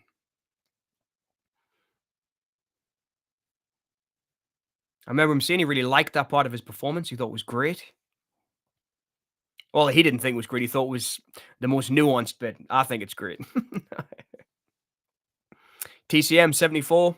It's a good film currently with Toby Hooper and Gunnar Hansen. I don't think I've heard that one, Dread, but I've heard the one with Toby Hooper and Kim Henkel. I think he produced it, didn't he, Kim Henkel? Or did he write it with him? I have heard that one, but I'll check it out. I do have, it's a DVD I have of it. And it might be on there because there's a few commentaries on it, but I haven't listened to them all. It was a Steelbook that I bought, 3 discs. But I didn't listen to all the commentaries. I only listened to one of them. I'll check it out and see if it's on there. Did Gunnar Hansen, did he come back and play Leatherface in the sequel? Because I don't think, I watched Leatherface the other day, Chainsaw 3, and I'm not sure if it was Gunnar Hansen or not. The movement seemed a bit different. But I dig the Chainsaw Massacre franchise. I do. I really like 2, just how zany it is. I really like the actress as well, Carolyn. Can't remember her name now. Let me check because she's great. I watched a film with her in recently where she's in a radio station. It was fantastic. TCM Chainsaw Massacre.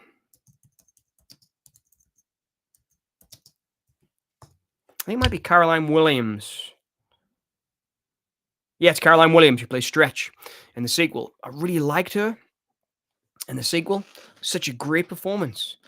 And I watched her in a movie called, I think it was 10 to Midnight, or it might have been, I'm pretty sure it's 10 to Midnight. Not the Charles Bronson slasher one, but it was another film called 10 to Midnight. And she was like in a radio station, and it was fantastic. And vampires kind of invade the radio station. She's a great actress, really great. So is that the Labby, the female trick zombie, was Savini's girlfriend? Is that the one that he got caught with?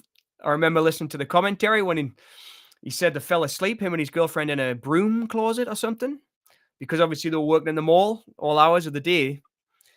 And he fell asleep in a broom closet with his girlfriend. He woke up in the morning and walked out, and they walked into a board meeting because it slept all the way through the night. The crew had left. I think Romero said they were shooting till about 6 in the morning, right? They come in when the mall closed, and they shoot till about 6.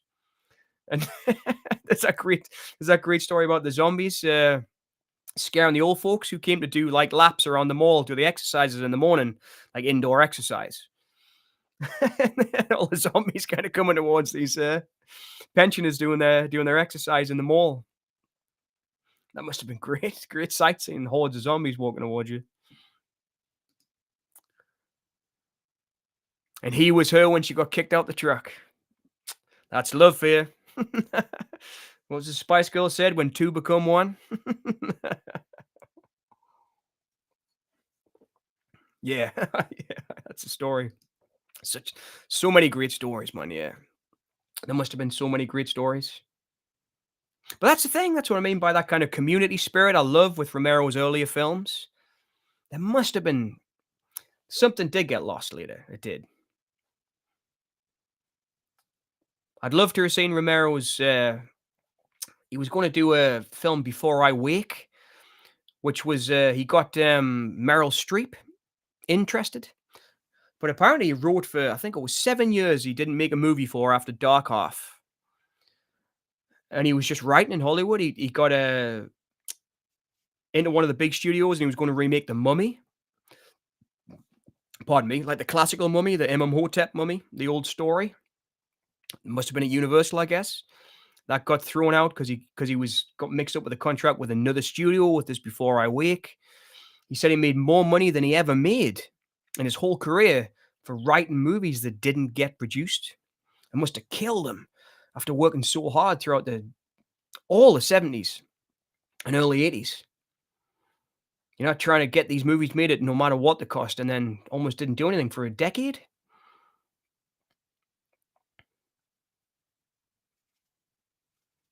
But I've said it before, I really defend his later work too. I think Bruise is great. Seems like a bit of a cash in on the kind of American Psycho type movies that we're getting. Very similar. I think that might have been how that got made. Maybe it's off the back of the fame of that one, because it's very similar story.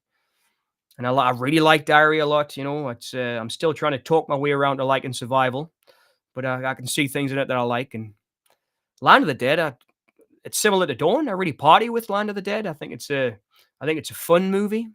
I love John Leguizamo's Cholo character. That's it. Got Roger.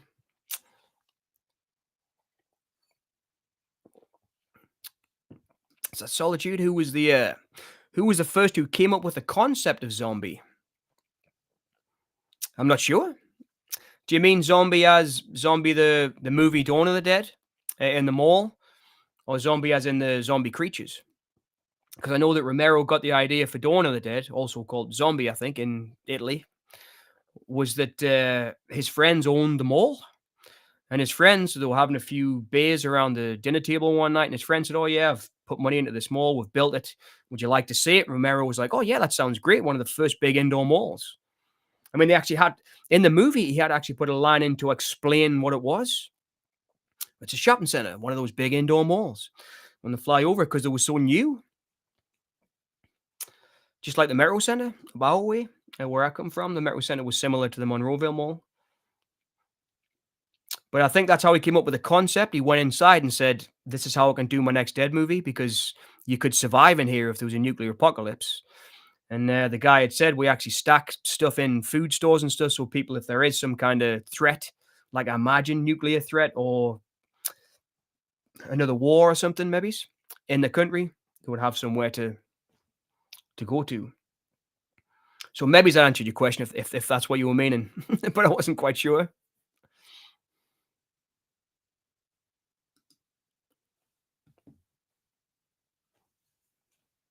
This must have been so fun having a run around the gun shop.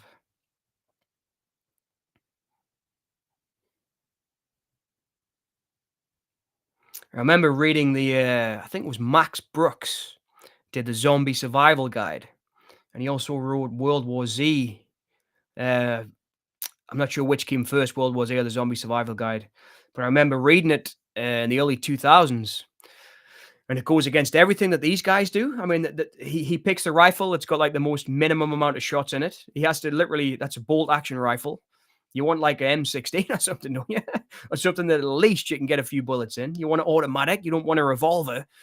And these guys go for all the coolest guns. And of course, what he ends up without a gun in the end. I think he's got a Dillinger at the end, right? But in the Max Brooks Zombie Survival Guide, he talks about the kind of weapons you would need. And he talks about like a machete being perfect because you'd never need to reload it. Things like that. All the kind of fun things I used to think about when we were talking about boarding up the old Black Bull pub if the zombies ever hit Gateshead. Beautiful shots, these. And we're ready. Oh, Jacques Seigneur, right. Is that what you mean? Solitude, I get you. So Jacques Seigneur made I walk with a zombie. That's all gonna reduce the zombies. Yeah, Jacques Seigneur, right. So I did buy loads of the old ones when I really got into them. King of the Zombies is another one. Obviously you've got Bela Lugosi and stuff having zombies in the films. As Romero said, they kind of do Bela Lugosi's wet work. So you had those kind of zombies, or like the famous Hammer, Plague of the Zombies. The zombies aren't the real threat; they're just kind of lumber and you know, kind of sidekicks to the main villain. I understand what you mean, right? The zombies so comes from Haitian law zombies. That's kind of, I believe, where it kind of started was the Haitian kind of religion. In that I read, actually, I saw the film first, The Serpent and the Rainbow, the Wes Craven film, which was based on a Wade Davies book. And I read Wade Davies' book, the film. I really liked the film. I'm a big Wes Craven fan. And I thought it was an underrated Craven film. You got Bill Pullman in there. You get some great performances from, I think it was Paul Winfield was in there. It was a really good movie. And I think that's where it came from. He kind of explained the lore in the book, Wade Davies, as like it was Haitian myth that when you die, if somebody can trap your soul and bring you back to life as kind of a mindless zombie, and it keeps you in a limbo state, in that kind of, I'm not sure if it was voodoo or Haitian. I think voodoo's Haitian, right? Because he mentions it in this, granddaddy was a priest in Trinidad, Macumba, voodoo. Peter kind of mentions it in this. And I think that's where it began, or at least Wade Davies kind of said it in that book. But I understand. I love Jacques Tourneur too. Jacques Tourneur did Night of the Demon, didn't he? That great, great film. He was worked with Val Lewton on Curse of the Cat People and stuff as well. They did some great movies, those guys. Jacques Tourneur was a really good director. It was all about the atmosphere, and I Walk with the Zombies, great. I love that scene where they're in the square and the guy comes, Solitude, and sings a song on the guitar. And it's like this really dark song about they better watch out because death's coming to get them. And he's sitting there, it's strumming it. It's great, great film. And the gates of the house when she walks out, it's a beautiful looking film. I'd love to get that in high def. I think Criterion have just done it, right? Haven't they? Doing a double bill of Val Lewton stuff, but I'm just skint at the moment. I'm literally jumping job to job, and I wish I could. I think it's Criterion have just released it. But yeah, it's White Zombie, Bella. Yeah, White Zombie. And that's, I guess, where Rob Zombie got his name, right? White Zombie. But yeah, I remember buying that. I bought all them, Dread. And when I really got into zombies, I started buying all the zombie movies I could, all the old ones and all the Italian ones. I love Living Dead at the Manchester Morgue. That's a really underrated one. I was talking to my friend Dave James from over on Squabblebox HQ, who I do work with on YouTube. Great channel. He was he was watching Manchester Morgan. He got in touch with us and he was saying, I can't believe no one talks about how good this movie is. The zombies look great. It's got Arthur Kennedy in it.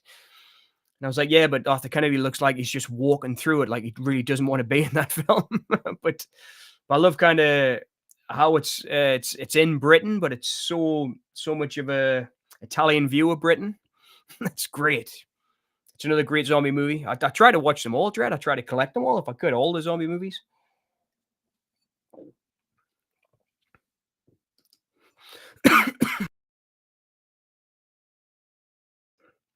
Sorry, went down the wrong way. Talking about Night of the Demon is awesome. Yeah, it is. It's a great, great film. Night of the Demon. That was the first Jacques Tourneur film I saw. It's fantastic. It's still really creepy, the atmosphere in it. Really, really good. Yep. These guys made 2 or 3 good movies per year. I know it's insane, isn't it?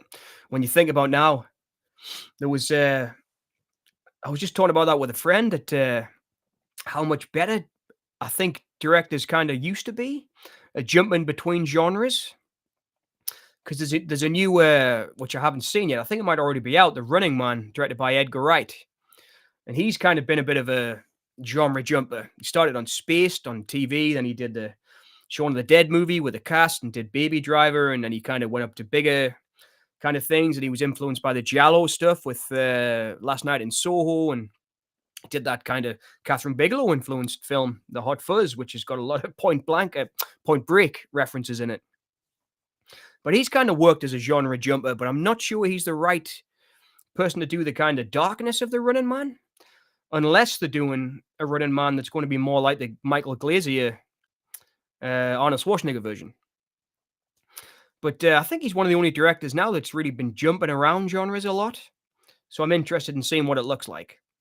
But back in the day, man, they were knocking the movies out all the time. I mean, I love Carpenter, and John Carpenter's always saying how great. I don't think he would have fit into the studio system because of how independent he is. But he always kind of talks about how it must have been great to have that sense of work. You know, you're making this film this month, this film next month, that film the months after. You know, these guys were working directors. It was a real industry then. And I mean, it's got to the point now where I think there's less directors than there used to be. That doesn't make sense, does it? I'll explain what I mean. I think there's less good directors than there used to be because directors used to be trained at what they did. Now a lot of people just grab a camera and do it, which is great. You know, you get directors like Sean Baker, but Sean Baker's took a long, long time to get to Tangerine. He's not just some new kid on the block. You know, he really tried and tested his films before he did Tangerine. And, you know, I watched his films before that, and they're not great, but he's learning. Proper director, like Romero was, he learned to direct. And I think a lot of the times now, people are just, because we need content to fill up all the streaming channels, we don't get Romero's anymore. There's people like Flanagan, perhaps, Mike Flanagan, who kind of got into that niche, who seems like a decent director and gets the budgets.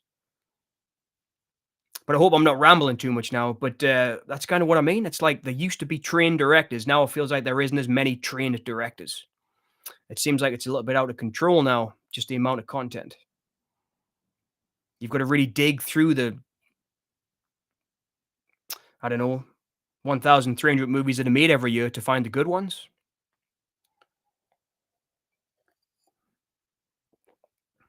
But you do find gems. I don't want to go totally down on modern cinema because I love modern cinema too, but hopefully that makes sense.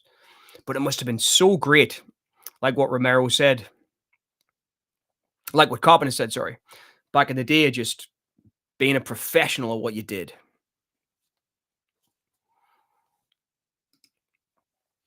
A lot of Nepo babies, yeah. I've noticed that with actors a lot lately.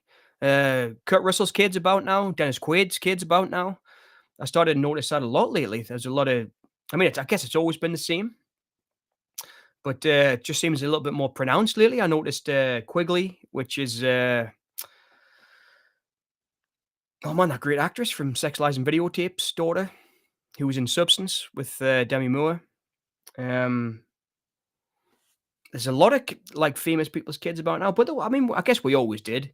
I mean, I love Charlie Sheen and Emilio, and they were Sheen's kids, and his daughter was actors. I think she was in Sleepaway Camp 2 or 3. It was one of Sheen's daughters, Martin Sheen's daughters. So I guess it's always been that way, but there does seem to be a lot more now. But maybe that's just because we've got social media and we see them so much posting about the movies, and we see, like for example, I was watching Kurt Russell with his kid, Wyatt Russell, and they were talking about they did a TV show together, and I think Wyatt played Kurt when he was younger in the show, which is quite interesting. But I guess that's more was more the Hollywood way, I would think, back in the day. Romero's daughter's film's just been released, funnily enough, talking about Nepo babies. She's just directed Queens of the Dead, which is I haven't seen it yet, but I want to watch it. But I just saw one of the first reviews. I think it's been released now. It's a drag queens in New York. I think it's a comedy by the looks of it. But one of the actresses from Z Nation is in it. I wish I could remember her name because she was really good in Z Nation, and she was also in the bodybuilding film with steroids with Kirsten Stewart. Love Me to Death or something it was called. Or she's a really good actress. She's in Queens of the Damned.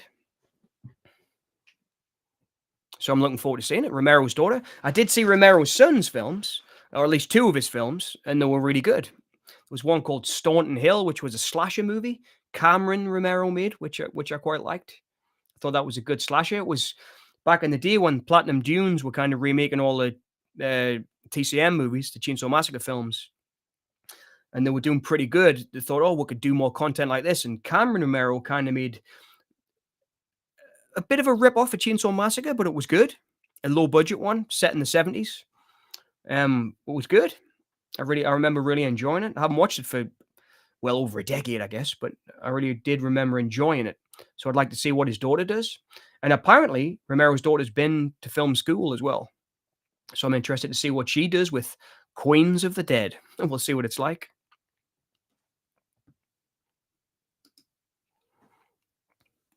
There's that Zoe Kravitz chick who thinks she can direct. Oh, aye.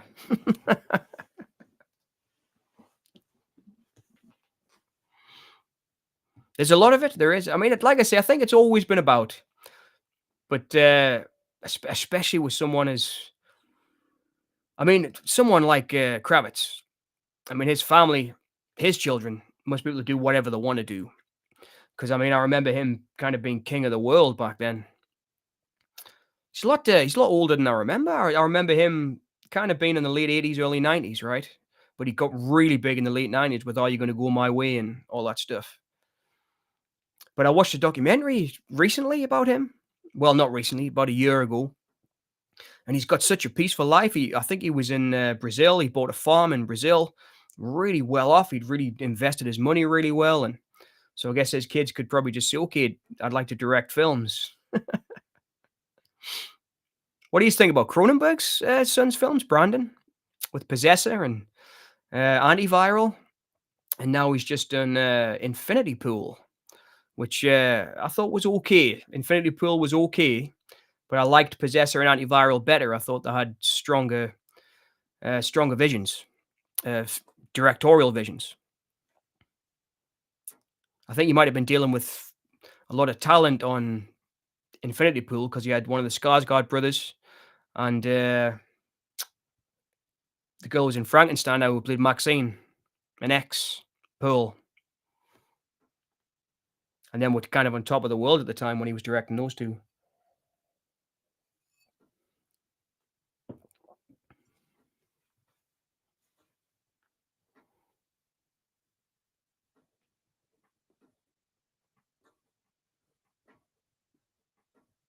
I love this one. You can see how it's sad though, isn't it? Seeing Roger go.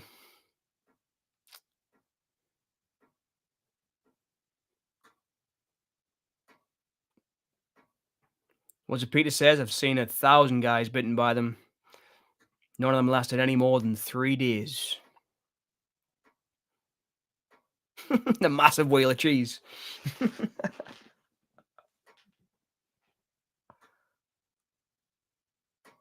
Solitude, Brandon, is okay. The Daughter, on the other hand, not so. That movie wasn't that great. What was his daughter's movie, Solitude? I'm not sure I've seen it. Let me check. I'd be interested in seeing that, actually. I know he always tried to keep it in the family, didn't he? His sister, Denise Cronenberg, was his costume designer. I think she designed, I think she's passed away now. But I'm sure Denise Cronenberg, his sister, designed all the clothes for a lot of his films.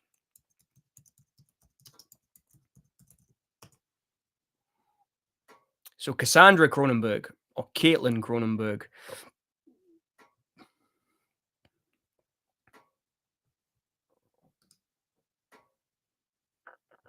Is that Humane 2024 Solitude?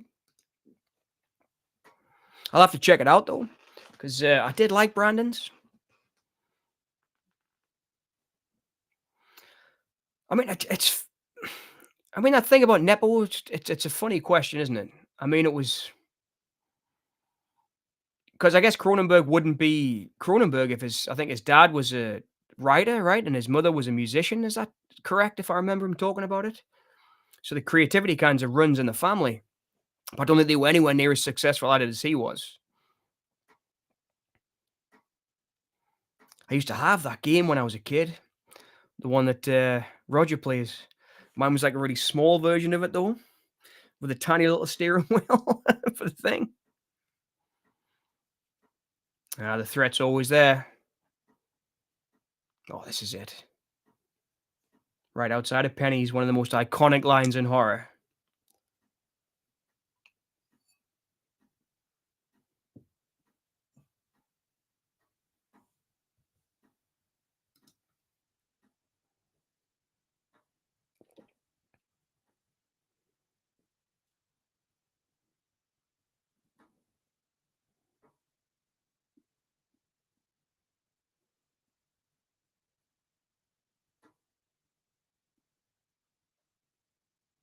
I haven't frozen, sorry, I'm just watching the so Grandad was a priest in Trinidad.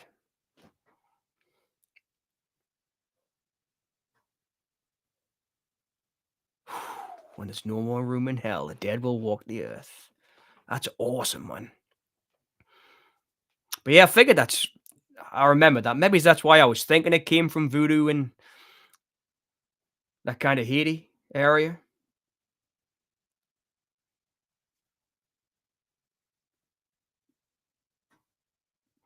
I mean, for as good as a remake is, right? I'm sorry, I'm going to get into remakes again. But Romero really, like, we've got really spend time with these people, right? And you get, I mean, flipping hell, Peter hasn't known him for that long, but he really cares. I mean, Fran and Flyboy were his friends. We already know that from the beginning because they invited him along. They must have been very close friends. And he's got an ex-wife, Roger. But I mean, in the remake, like, I think the remake 2004, the first couple of minutes, 20 minutes is fantastic. And then when they get to the mall, it just, all the character stuff just seems to fall off. You get the McKetty Williamson character. Well, I think it was McKetty Williamson, right? The character whose wife's pregnant and she has a zombie kid and stuff, but it never seems to really go anywhere in the middle. But Romero's stories are so like compact and there's so many different character elements going on at the same time.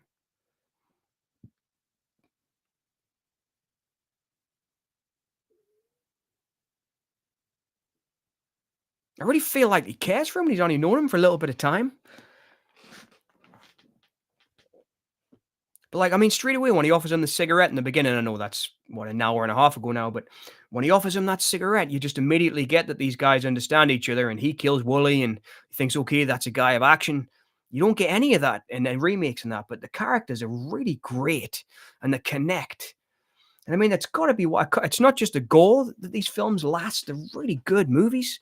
The characters are great. Romero always had loads of ideas in his films too, even though sometimes he didn't quite bring them all to fruition. This is a great relationship between Roger and Peter. I'm with Fran and Flyboy too, I guess. I mean, shit, some of this is like a chamber piece.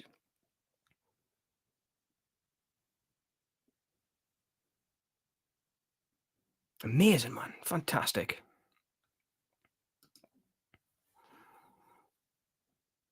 It was, yeah, Glenn. The remake was so superficial for the most part. It was superficial. It was.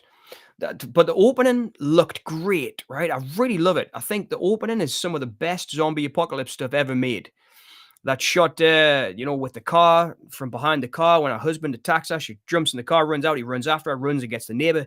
She drives down the highway. There's like a van comes and smashes into a garage that blows up. All that stuff looks great. And then after that, it's all superficial. It's that Zack Schneider kind of style, right? Almost Michael Bay-ish. It looks fantastic. As I think speaking of Michael Bay, the Friday the 13th remake I thought looked fantastic, but it was missing any kind of depth at all. But I think you're right, definitely. It's totally superficial. Whereas this isn't. It's actually very flippin' human. And I think this is how people would react. I mean, I can't even remember. Uh, I mean, a lot of the actors, Galen, I think she quit after 3 films, right? I'm not sure how many of them continued acting apart from Ken Foree. I remember David Emge was in Hellmaster, right, with John Saxon. So some of them did carry on, but they were great actors. I thought they could really hold it and hold our attention. The performance. Is it Richard Francis, the guy with the patch? I remember him in the Crazies as well.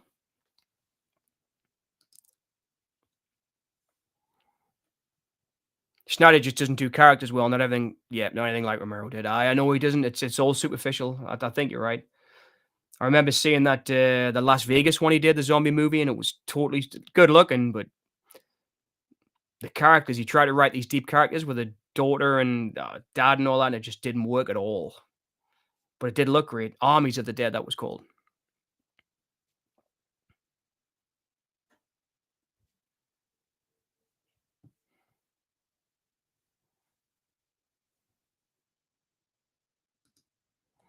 That's it. Roger makes an exit.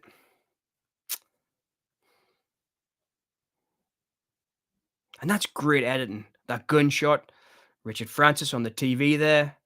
Got to remain logical. So good. On that gunshot, give us 2 seconds. I'm just going to nip down and grab another can of beer. It'll be 2 seconds. In fact, I'm just going to stay because I love this scene so much here where they bury him. Even his burial's superficial. I mean, artificial, sorry. They can't even bury him in real ground. Great. Be back in a sec.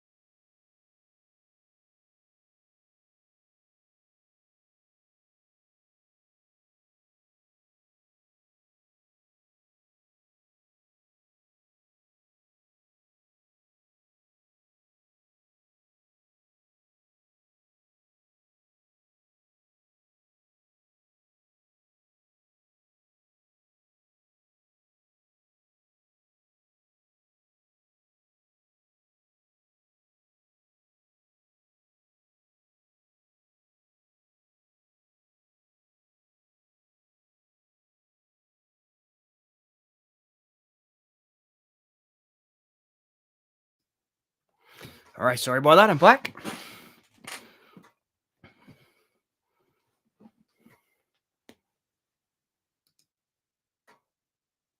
Not sure how they buried him in a planter in a mall. How deep is that thing? 6 inches.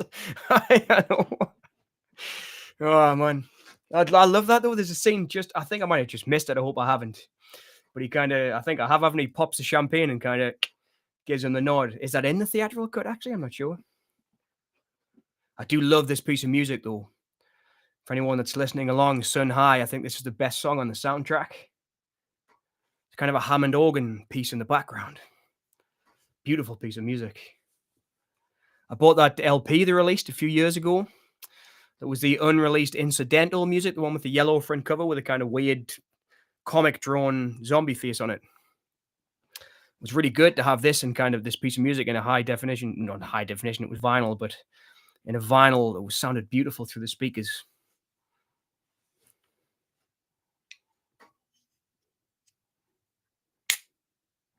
Sun High.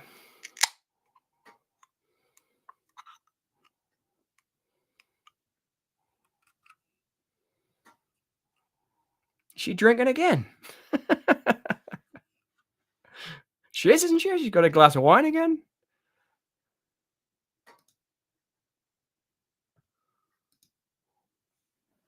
Yeah, General Cut had some bad sex music in that scene. He probably did he linger on the Galen Ross's chest a little bit longer as well?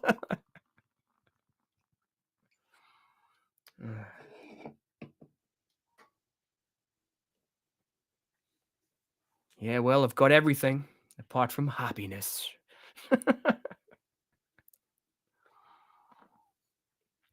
I love Romero. There was a great interview with him on, I think it was when they did Night of the Living Dead 90. And he wrote the screenplay for the Night of the Living Dead 90, didn't he? And there was an interview with him, getting interviewed about the remake and about the message of his films. And there was like the kind of reporter said, there seems to be some kind of hidden context in your films about, like Dawn consumerism or the family unit and Night of the Living Dead or the kind of Cold War nuclear missile feel of Day of the Dead. And he went, I don't think it's hidden. I think it's right there on the top. I write them so you can actually see the context that I'm writing the films in. I'm not trying to hide anything. I thought that was really cool. I don't think it's hidden. I think it's right there on the surface.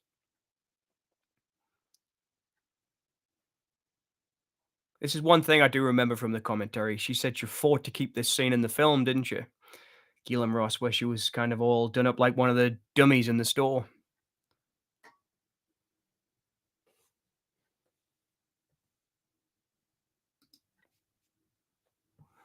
No, but she did mention that the later releases were noticeably brighter than the VHS, so you could see them more clearly. Right. Well, you saw her very clearly in Madman, I seem to remember, in the jacuzzi scene. Not to bring the what do you call it? Bring the the attitude down or whatever. But I do seem to remember that in Madman. I remember Savini saying that that was his record player too, right? They brought stuff from their own flats.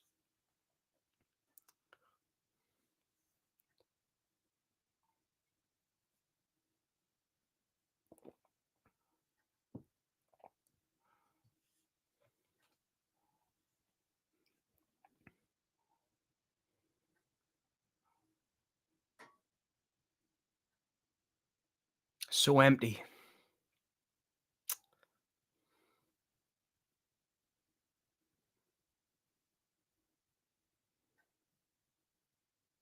See, I mean, that's not like under the that's not like an underlying theme, is it? It's totally right there for you to see. These people have everything, all the money in the world, all the comforts, but they've got nothing.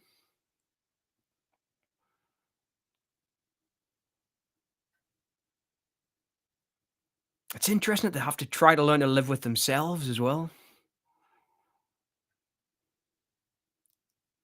You don't really, I mean, especially in the remakes, you don't get any of this. It's all pure Romero. Pardon me, it's all pure Romero.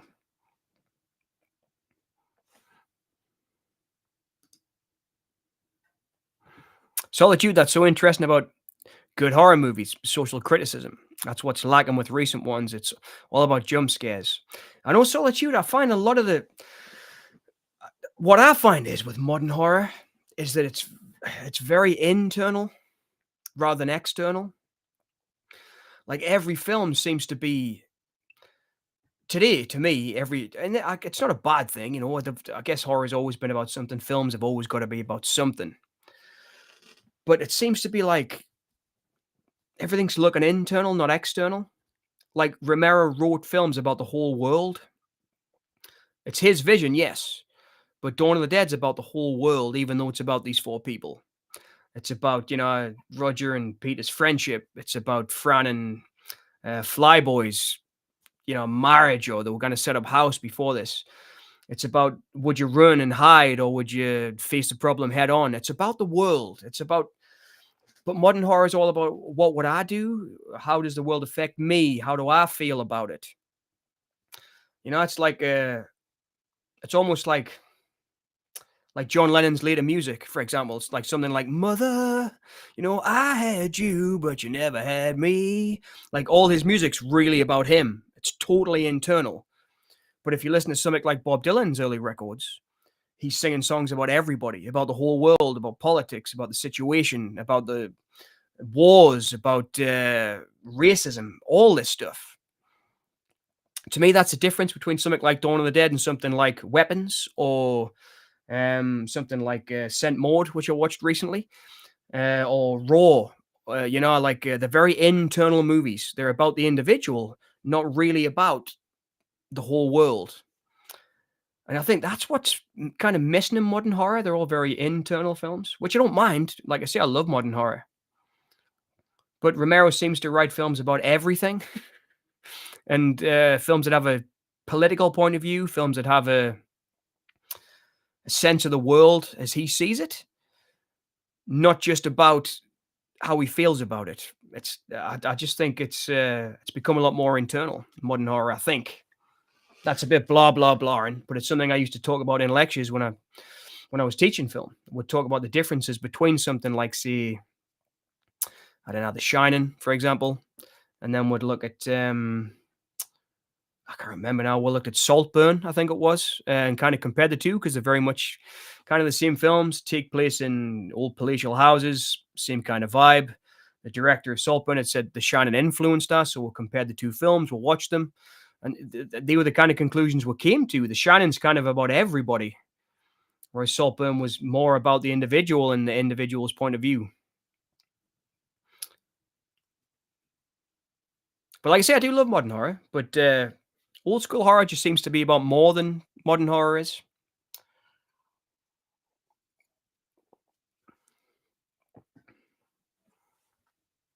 And hopefully me singing John Lennon and talking about Bob Dylan and all that kind of stuff. Give you some kind of an answer there.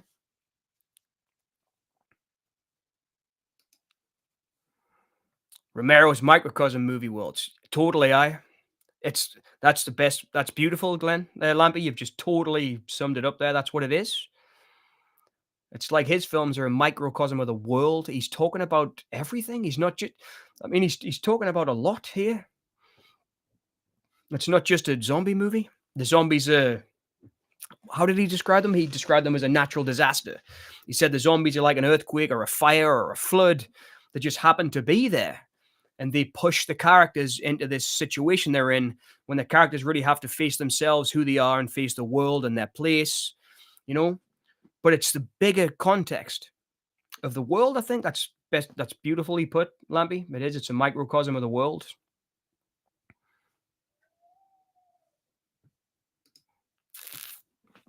Solitude isn't Saltburn, not a ripoff. It reminded me of Mr. Ripley. It very much so, very much so. Patricia Highsmith. In fact, Solitude, in the class that I taught, I ended up giving the students the Patricia Highsmith book because she got so into the movie. I took we all went to the cinema to watch Saltburn because it was on the cinema at the time. And she got so much into it that I gave her. I'm a big Patricia Highsmith fan. I love her books. I love the Mr. Ripley films. I think Ripley's Game is great. The John Malkovich one, and Ripley Underground with Barry Pepper's great too. I really like the Ripley movies. But yeah, it totally is a ripoff. And in fact, one of the students wrote her essay on how much of a ripoff Patricia Highsmith she thought it was. Well, not a ripoff, more of a modern retelling of it, even though it was set in I think the film was set in the early 2000s, Saltburn. But yeah, definitely agree. In fact, so did my students. One in particular wrote the paper about that.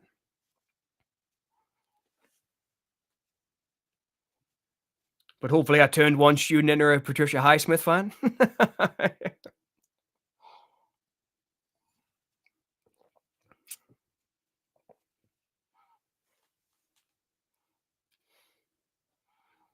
This really works well, doesn't it, for Romero's kinetic style and his editing?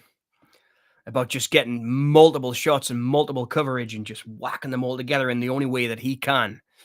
His films are so kinetic and full of energy in the action sequences. And that score kicks in, it's great.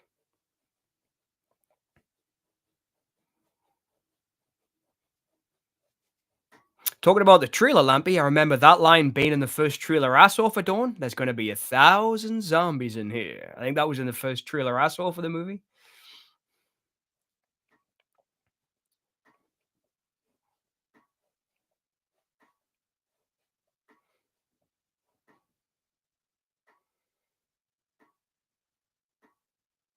In fact, I think this might have been the first time I saw Tasso Stavrakis, who was Romero's assistant. Isn't Tasso the guy who gets his arm ripped off in the blood pressure machine? That was a crazy story I read. Not, I didn't read a story, I heard it. I was listening to the Video Archives podcast with Roger Avery, who directed Kill and Zoe, Rules of Attraction, some great movies, Mr. Stitch with Rutger Hauer. But he also co-wrote Pulp Fiction, and he was friends with Tarantino when they do a podcast together now.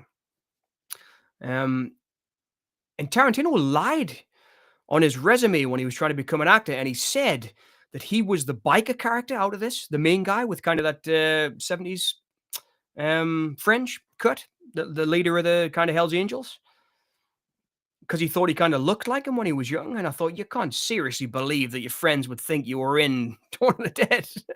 But he put it on his resume. Tarantino, he lied and said he was an extra in Dawn of the Dead.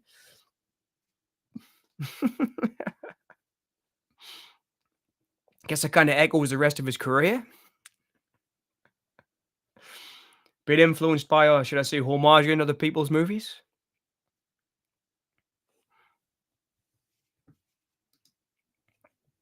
Solitude, interesting idea about internal versus external. Do you have more examples?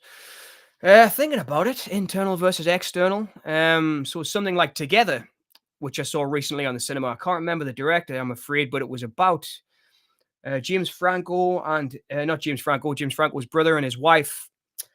Oh, man, I've got no memory anymore. She was in Chevy Chase TV series, the one when they all go back to community college. Community, the actress out of that, the main actress, and the whole movie is about them two having to live with each other. They're going through a marriage. It's not a very successful one. They decide to go out to the countryside. He's kind of a failing musician. She's paying all the bills, Very internal story. It's about these two people, not about the world. It's just about their relationship, right? So eventually in the movie, Brie, that's her. It's Brie, yeah. So they come together. And eventually they start to kind of merge with each other. The two bodies start to merge with each other. Then they have to start and hurt each other to try and get the bodies apart. So the whole thing becomes like a metaphor about their whole relationship. They've struggled through the whole relationship. They've never quite been right for each other. Now they have to try and sever the relationship literally because they're getting joined. Their bodies are joining together physically. They have to cut each other apart. I mean, that's a very internal thing, It's trying to be external, talking about the relationships we all go through. But that comes across to me as being a very one-sided view of somebody and their relationship with somebody else that they had. It's like Pink writing a song about her ex-boyfriend. You know what I mean? That's kind of what that film comes across as to me. It's not a relationship I've ever had. Whereas, I'll just bring this up as an example now because I've just made a video about it. The Crazies. The relationship between Judy and David in the remake of The Crazies is one of codependence. It's a cop and a doctor. They fight together, but it's about the whole world. They're fighting for their survival. But it's also the story of them, but it's also about the whole world, the bigger picture. Hopefully that explains it. It's like so Together is very much about one person's view of what a relationship is like, and the movie's suffocating because of it, intentionally so, I believe. Solitude. I think the movie's suffocatingly so because of it. It's about trauma. It's about people hurting each other. Whereas the Crazies remake with David and Judy, they're fighting to survive because they love each other. They're fighting to survive because there is love in the world. They think if they get out of this situation, they can get to that next town and everything's going to be all right. There's a great scene in it where David says to Judy, tell us what you want. If you want to give up, I'll sit right here and I'll die with you right now. That's just one scene, and that says everything in one sentence that it took together an hour and 45 minutes to see.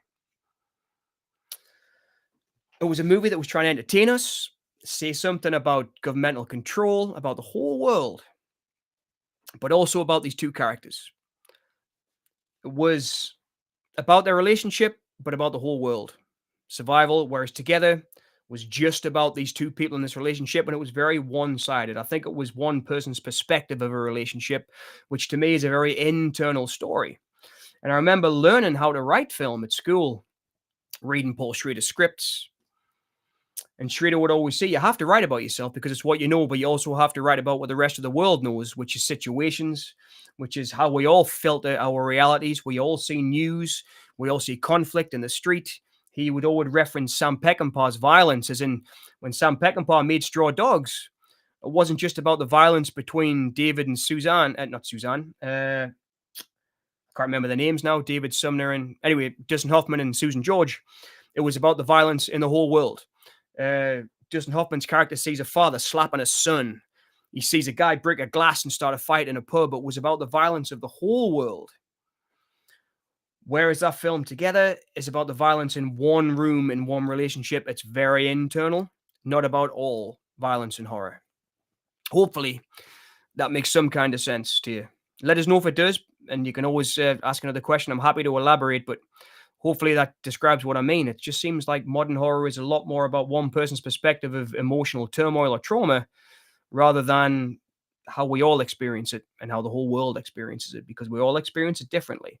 I think movies like Dawn allow us to project ourselves onto it. They don't suffocate us with one person's internal view of that horror or trauma.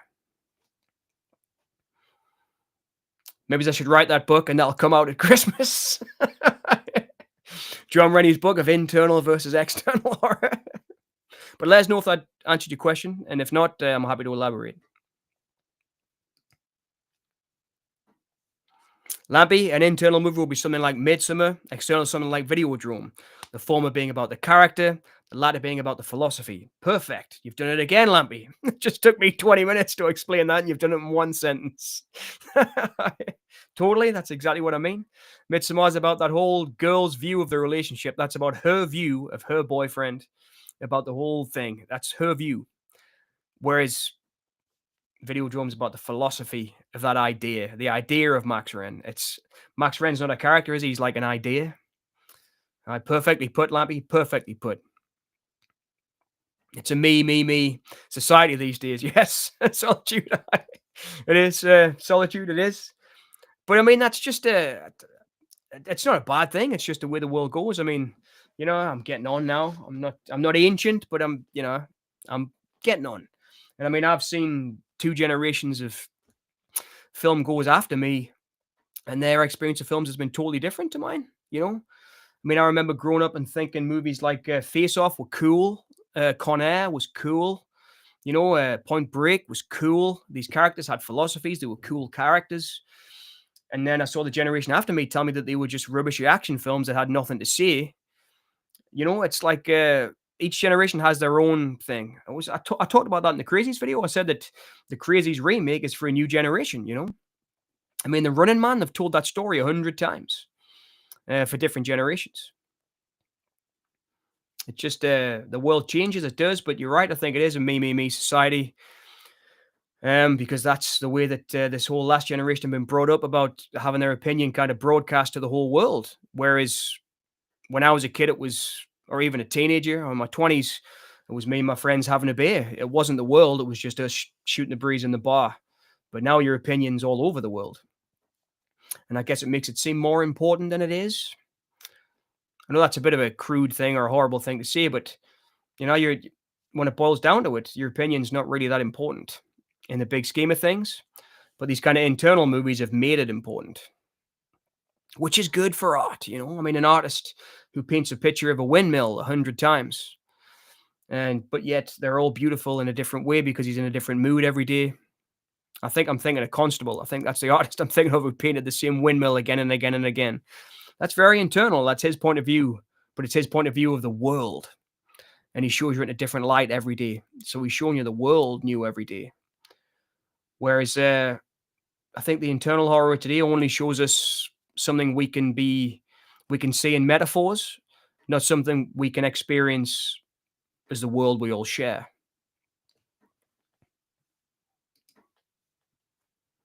Yeah, John, you have to write that book. John Rennie's internal versus external horror. Yeah, I think that was Tasso, the guy who was getting torn apart on the machine. I remember seeing him a lot more in Day of the Dead. Hey, Carrie's in the house. Hey, Carrie, all right? Hey, all you wonderful gorehounds. You came in at the right moment for the gorehounds. Oh, man, this is it. He is one of the most iconic zombies. Like we were saying before, I think it was Davey in the chat earlier on said he's one of the most iconic zombies, I think. I remember Romero saying about Flyboy. It was so weird the way that he twisted his body in that way. It was almost like, pardon me, it was a different physicality to the other zombies and it made him unique. But David Emke said he just based it around his injuries. So his leg was ripped, so he twisted his leg. His arm was ripped, so he twisted his arm. Makes total sense.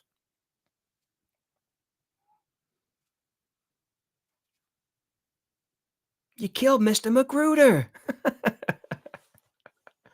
Did anybody get the new Night of the Living Dead by any chance? The Night of the Living Dead 1990? I just can't afford it because I'm real penny pinching at the moment in terms of work, but I really want to see that Night of the Living Dead 90. It's just been released in 4K because there's extra scenes apparently. Well, not extra scenes, but they've extended certain scenes. And I was a big fan of the Tom Savini Night of the Living Dead. I thought it was a really good remake.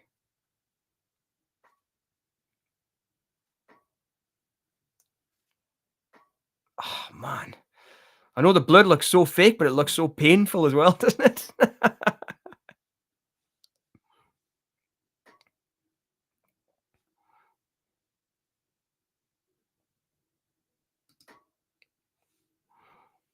Hey, Carrie, how are you all doing?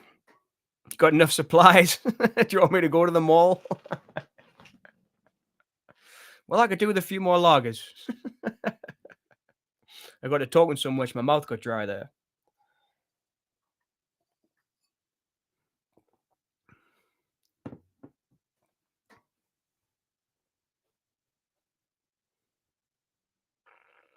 What a great character moment there between them two. The last two survivors. I do love these scenes when he shows you the zombies kind of taking over. I think they're in all the movies, right? They're in Night at the end when the zombies take over the house just before Ben comes out of the basement. He does it in Dawn, obviously, at the end when they're on the skating rink, all the places they've been before. He does it in Day when they finally get into the underground base.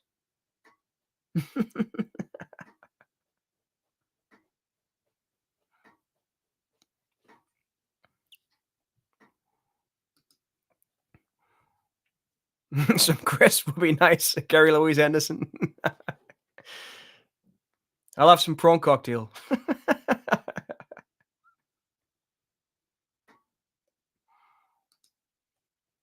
Man, I love that little fanfare there as he comes out. Lampy, I think the blood pressure machine guy was Pascal Bubba, so the editor, right? So, or at least the guy that went on to edit. The guy who gets knocked out of the bike and has his guts torn out is Tasso, right? He's also the female zombie that gets dragged by the car. The one-armed one who hangs onto the back of the motor. Well, it makes sense, doesn't it? Because they were doing the stunts together. I love that story about Savini and Tasso on Friday the 13th when he says it's Tasso's hands when they do the beheading. and Tasso's hands come up, and he says, "If you look, the Tasso's hairy knuckles." They come up. It's not a woman's hands; it's Tasso's hands when they behead. Can't remember her name now. The oh god, Jason's mother.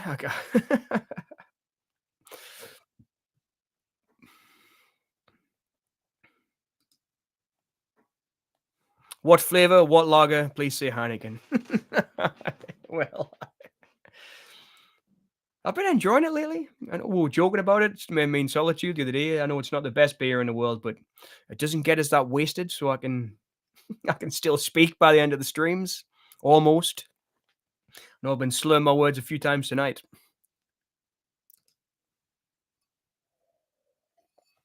Again, coming back to the basics. If you're gonna build a wall, build a decent one. Don't make it out of cardboard.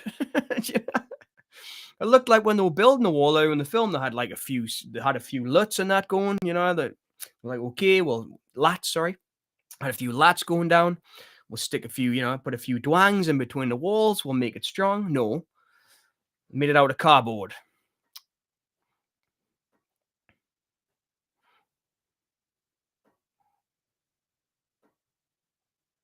This music's different, right? I don't remember this music being in the can cut. It seems more like cinematic than I've ever heard it sound.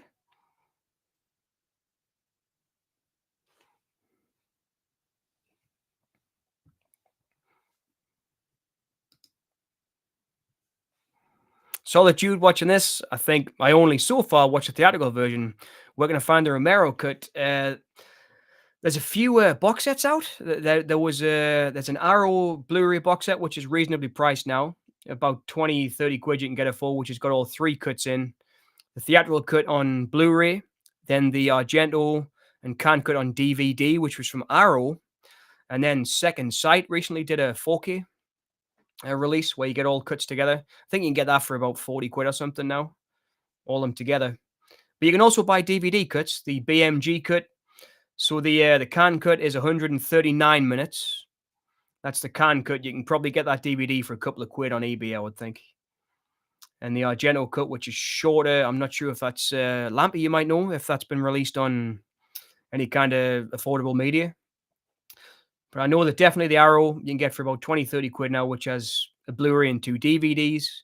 And then the Second Sight release of Dawn, which came out about 2 years ago, has got all three cuts in there as well on disc, on Blu-ray and 4K.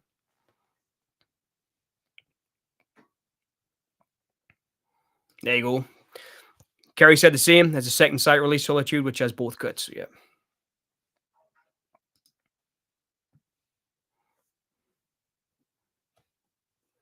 So the theatrical is Romero's preferred cut. The Cannes cut is probably on YouTube. It's certainly on Prime. Cool.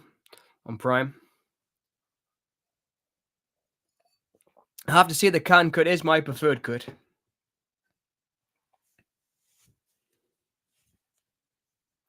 But I know what you mean, Lambie. I have heard Romero say that the theatrical cut was his intended version because that's the one he cut and released.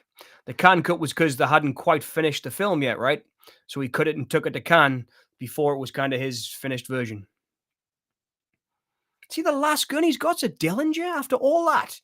You had the whole gun store there? I don't know. If I'd have been there, I'd have sorted this out by now.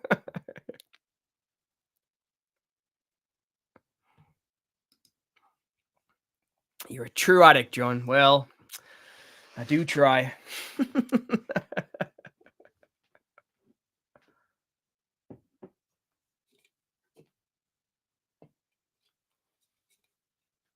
There's a whole interesting thing about the ending, right, everyone? Where it was the original ending was the dummy that got decapitated at the beginning with a shotgun.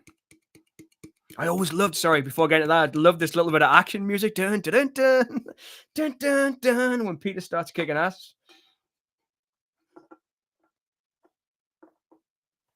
And it's probably one of my favorite last lines in movie history as well. I remember the first time I saw it thinking she's going to leave him on the roof.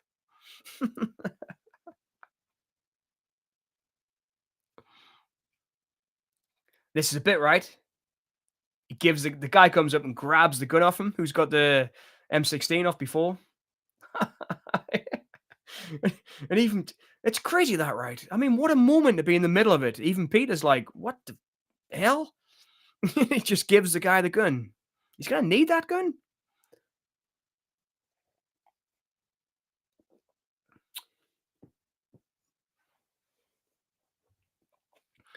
Possibly the most 70s bit in the whole movie is that little bit of music that kicks in here at the end.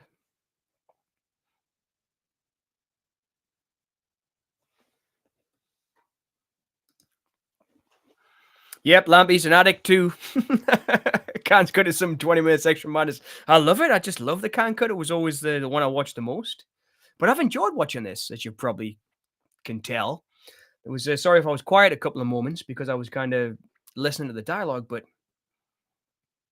I love that shot. Well, that's it. I'm at the end credits. It's funny how Flyboy gets the head credit. Richard France, yeah, that was the scientist guy, Richard France. Fantastic, man. Motorcycle riders, Pascal, Tom Savini, Tony Bubba. I think it was their house in Martin, right? The Bubba house. It's just so great, isn't it? There's certain movies that just never get old, man. Christine Forrest was the assistant director as well. I forgot about that. Yes. Cosmetic effects. John Amplis was casting on this, right? So I guess, pardon me, Galen Ross must have cast for another one of his films later on. Because I remember she kind of said to Romero, I really want to get into the crew side rather than the acting side. And I'm sure he got Galen Ross to cast one of his later movies. Kerry, I did like the theatrical cut, but Argento's has its charm. It does. We'll see earlier on. Lampy was saying how much of more of like an action cut it is with a driving score and the quicker edits. I think it's less of a horror film, the Argento one. But they're all great. They are. I mean, I'm just looking at all the names in the credits. It's crazy. What a gorgeous ending, though. Those bells ringing after the gonk, and who needs a gun when you're in a mall? Well, he's not anymore. He's on the roof. He's just jumped in a helicopter that's almost out of fuel. They probably have to land like in the trees outside of the mall. Oh, fantastic, man. That was great, that. I'm so pleased that was such a good version of the film up online. Well, what did you think? Did you enjoy that as much as me? I really enjoyed that. I thought it was great. Carrie, capitalism rules. She says sarcastically. What a great concept, though. Just what a great film it is. I mean, my favorite Romero films change all the time. They do. They really do. I go through phases with them. But he's just always been a part of my life, that guy. He always has. His films, they taught us so much, you know? I mean, I was saying before about the story and stuff. I noticed that with his films when we were sitting in the cinema watching that 2004 remake of Dawn.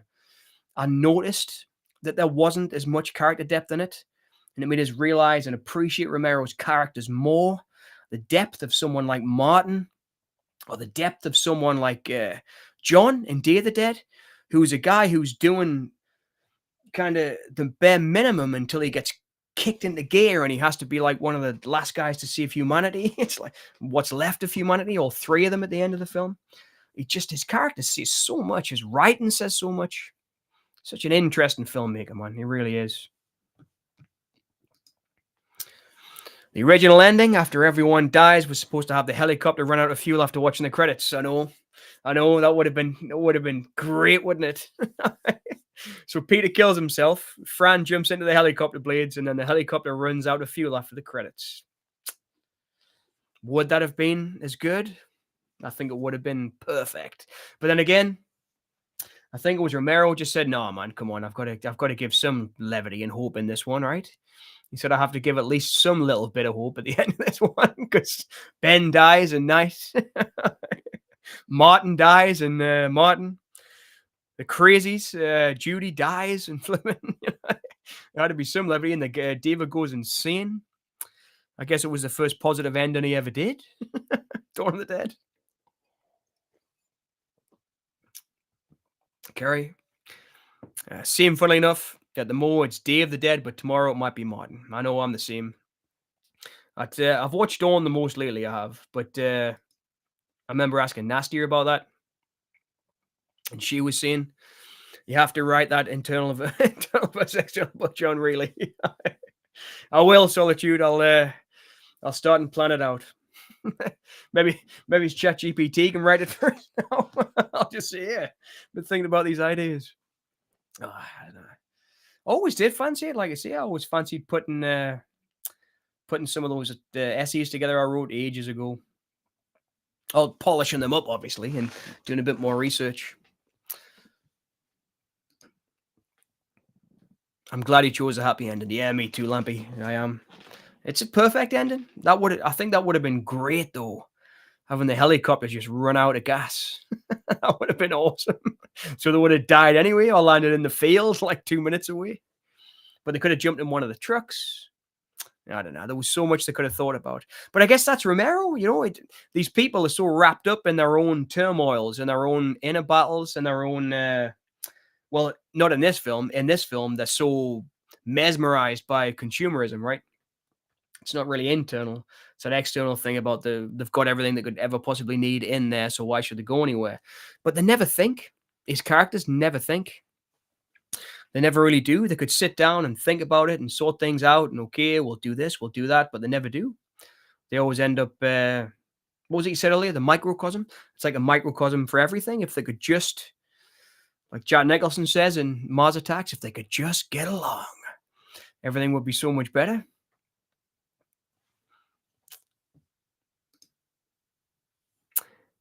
Kerry, but Lampy Romero does bleak endings better than most. He does. He does. Man, I love a bleak ending. I tend to remember the bleak endings. I think I'll tell you what I watched recently that made us tear up in the end, which I thought was a perfect ending. Was the Milos Forman One Flew Over the Cuckoo's Nest, and there's that the character from Poltergeist 2, the actor, he plays Chief in One Flew the Cuckoo's Nest, but he plays the kind of Native American character in Poltergeist 2. But man, that ending of One Flew the Cuckoo's Nest when he picks up the sink and smashes the window and escapes, that was a perfect ending, I thought. And it was pretty bleak because obviously somebody you've come to love throughout the whole movie, and Jack Nicholson, one of the best characters in the world, gets fried. But what a great way to end the film. Endings are always hard. Yeah, with the Chief escaping, that's the one, yeah. So yeah, that's the one, Kerry, with the Chief escaping. It's perfect. Perfect ending, I thought. But the right amount of bleakness, but also the right amount of hope was just perfect. But I always kind of like darker endings. I'm a big fan of Deliverance, and there's that bit at the end in Deliverance where the nightmare's going to be with him forever. I love those kind of endings, even though they've escaped I did a video about it not long ago about The Descent, the Neil Marshall one, where you get those dream scenarios where some films end where it's all been a dream. I always felt cheated with those movies, or Nightmare City, actually, that I mentioned earlier in the stream, which is a great zombie movie. I love that. And that ends with the guy kind of falling asleep. Not falling asleep, sorry, waking up. And then the nightmare becomes reality. Crazy.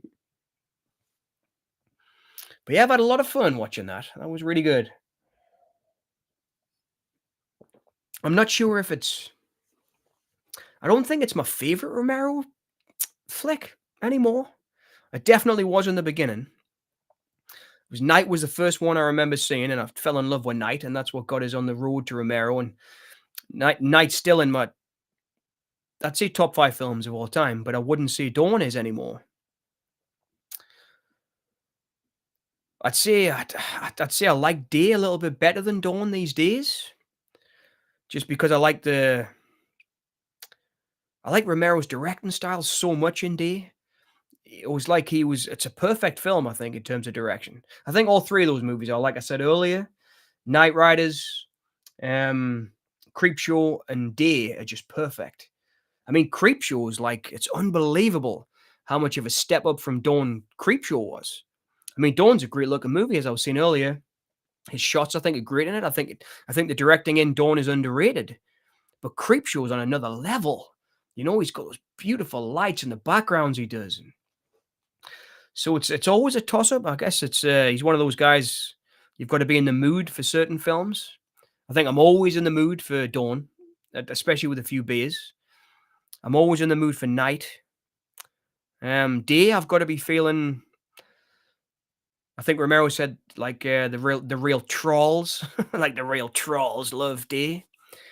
I can watch Diary anytime. I really can. I'm a big fan of Diary. But yeah, my favorite switches. It's been the Crazies lately, obviously, because I've been watching the Crazies loads, and especially the remake and the original. I've watched them 2 or 3 times each in the last couple of weeks. But he's a director I'll just always admire. I always his influence is unbound on us. It really is. It was he made us think I could do it. He made us think maybe I could do this.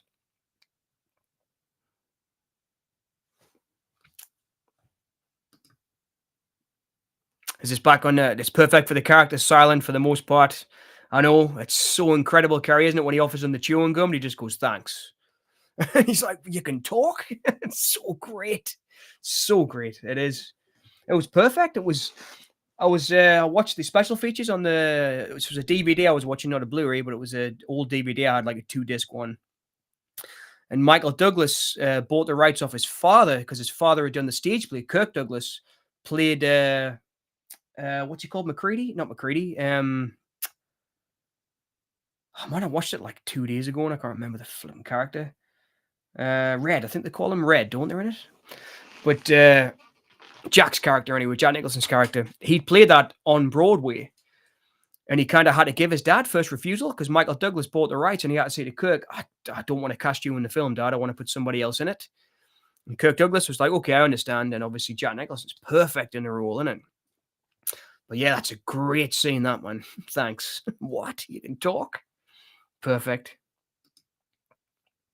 Solitude, most Foreman movies are great. It was, People versus Larry Flint was a bit rushed. I can say that. I did like the casting. I think it's the best movie. Hole, the lead singer from Hole, did.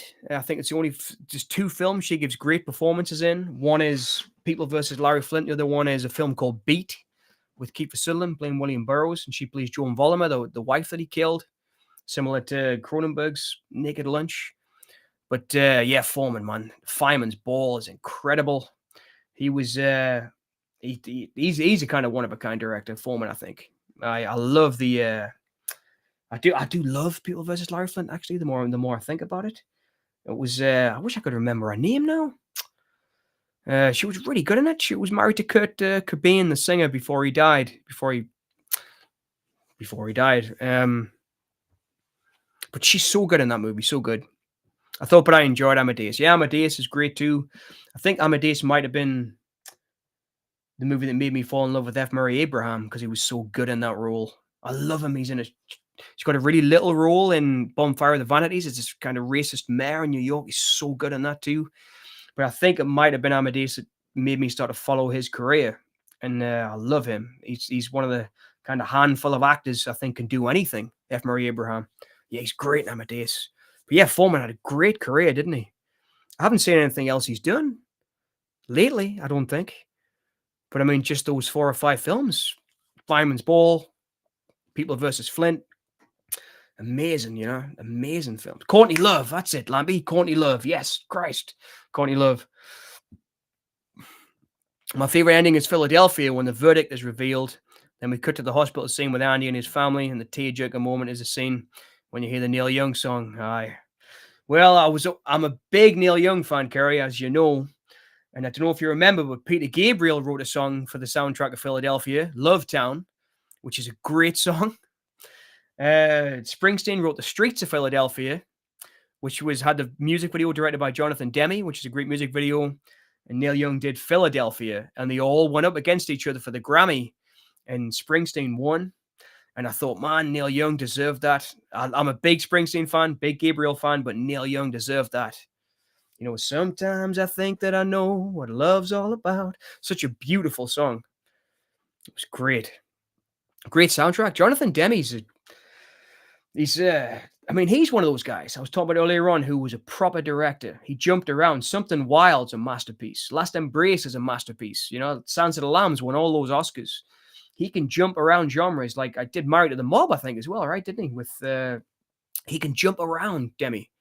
Really great. From the School of Corman. You know, his first couple of films are directing for Corman. And there's not many directors like him left who can just jump around that way. Philadelphia's masterpiece. Yep, you guys all got Courtney Love there before I did. Just looking at the messages. It's bittersweet and holds significance. It's the first time I watched. That's how homophobic my dad was at the time. All right. I won't go into great detail because I don't want to bring the stream down. Carrie, I think I've already done that when I started talking about Galen Ross's nude scenes. You've got nothing to worry about.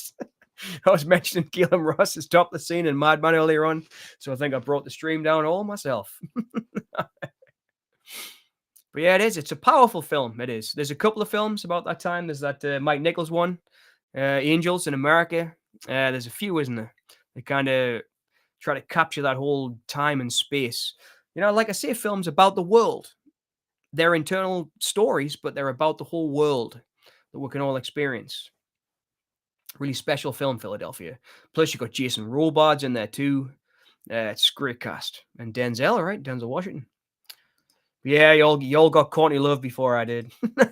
Courtney Love, Courtney Love, Courtney Love.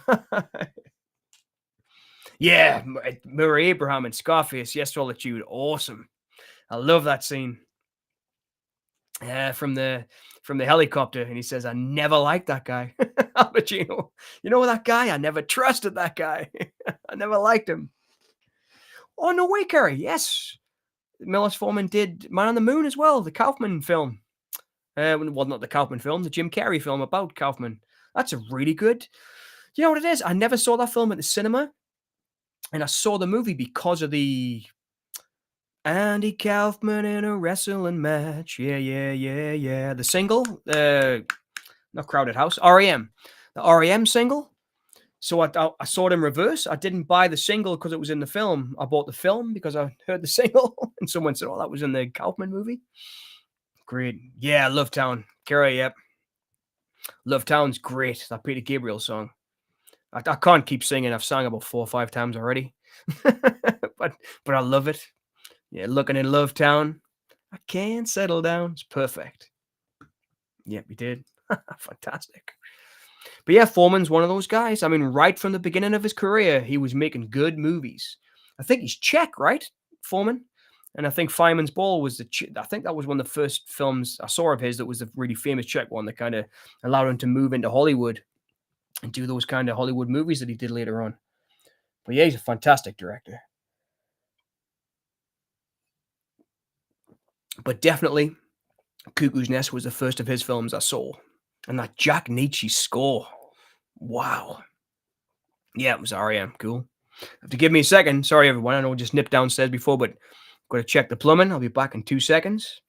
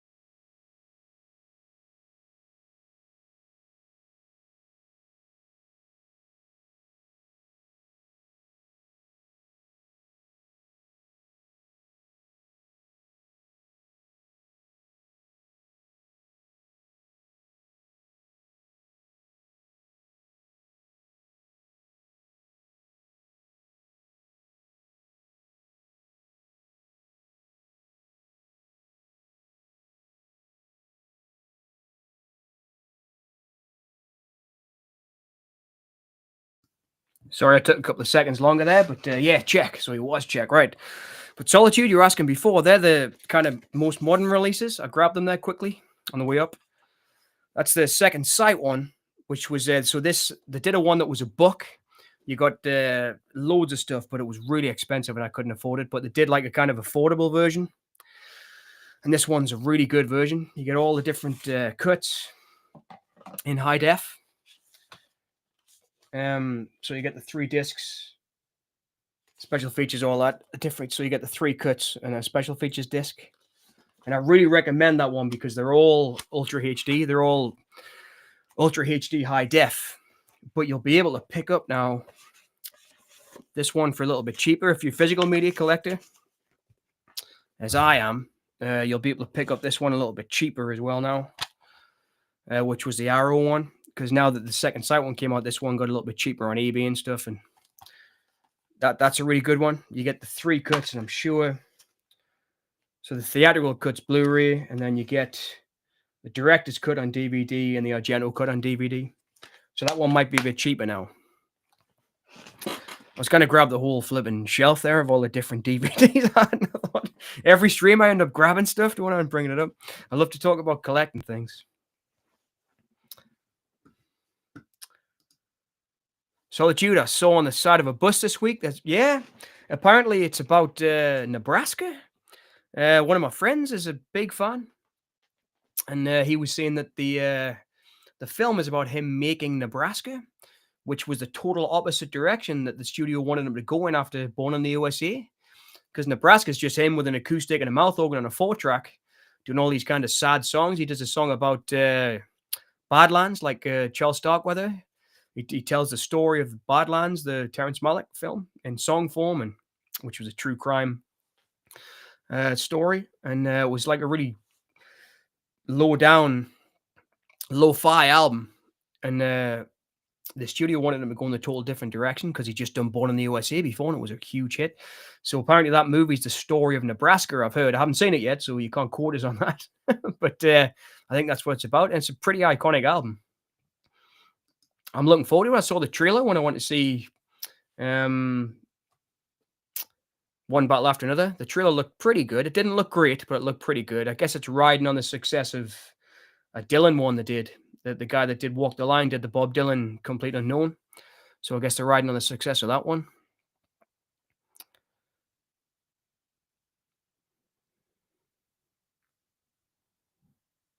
Strange how in Man on the Moon, Danny DeVito plays Andy Kaufman's manager, and he was in Taxi Driver.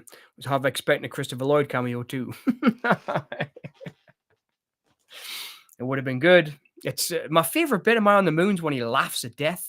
I love movies where the kind of characters laugh at death. I did a thing. I've started trying to make podcasts. I thought I'd try and branch out a bit, and I did a kind of a podcast about The Thing, and I've just done one about The Crazies, the remake 2010.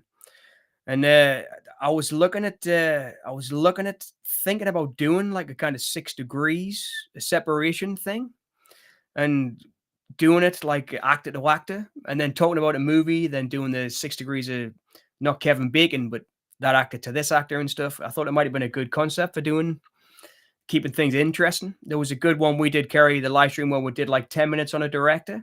I've been looking at different formats.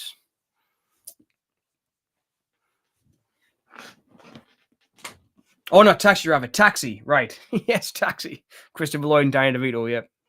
And Kaneki, right, from Greece. Was Kaneki from Greece in Taxi, I remember? It was a good show. I used to watch that at lunch times at school. There was, when I started the comp, you could, I lived so close to the comp, I was looking around the corner from my house. The first year, you could either stay for school dinners or you could go home. And because I lived like 10 minutes, I used to go home, watch Taxi, and then go back to school for my first year in secondary school. I watched every episode of that show about twice because it wasn't that many seasons, was it?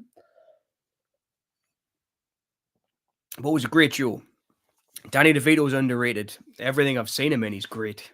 Good producer too. He directed The War of the Roses, didn't he? What was really good with Kathleen Turner and Michael Douglas, who we were talking about before, who produced One Flew the Cuckoo's Nest. Fantastic. Well, I think I might have to call it a night. I was just pouring my last beer here, or at least we can hang around until, because this is my last beer.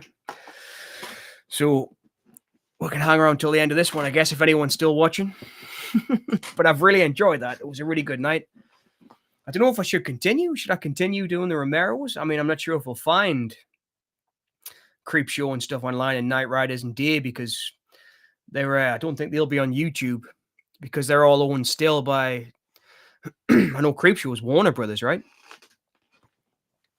And Salah Hassanine, United Distribution, own the rights to, or does Rubenstein own the rights to Day of the Dead and stuff? Maybe he does. But it'll be interesting. Oh, maybe we can get off the Romero kick and we can do something else next time.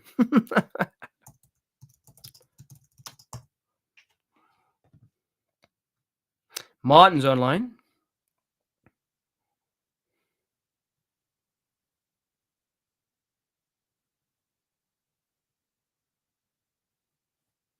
Or we could do another cut of dawn. I'm just kidding.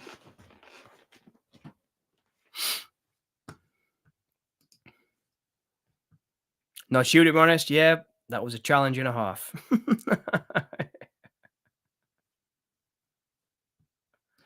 Yeah, Creepshow's Warner Brothers. Yeah, I remember it was, like I say, there was a great doc I watched recently, Just Desserts, and it was Pascal Buber, the editor, who said it was unbelievable.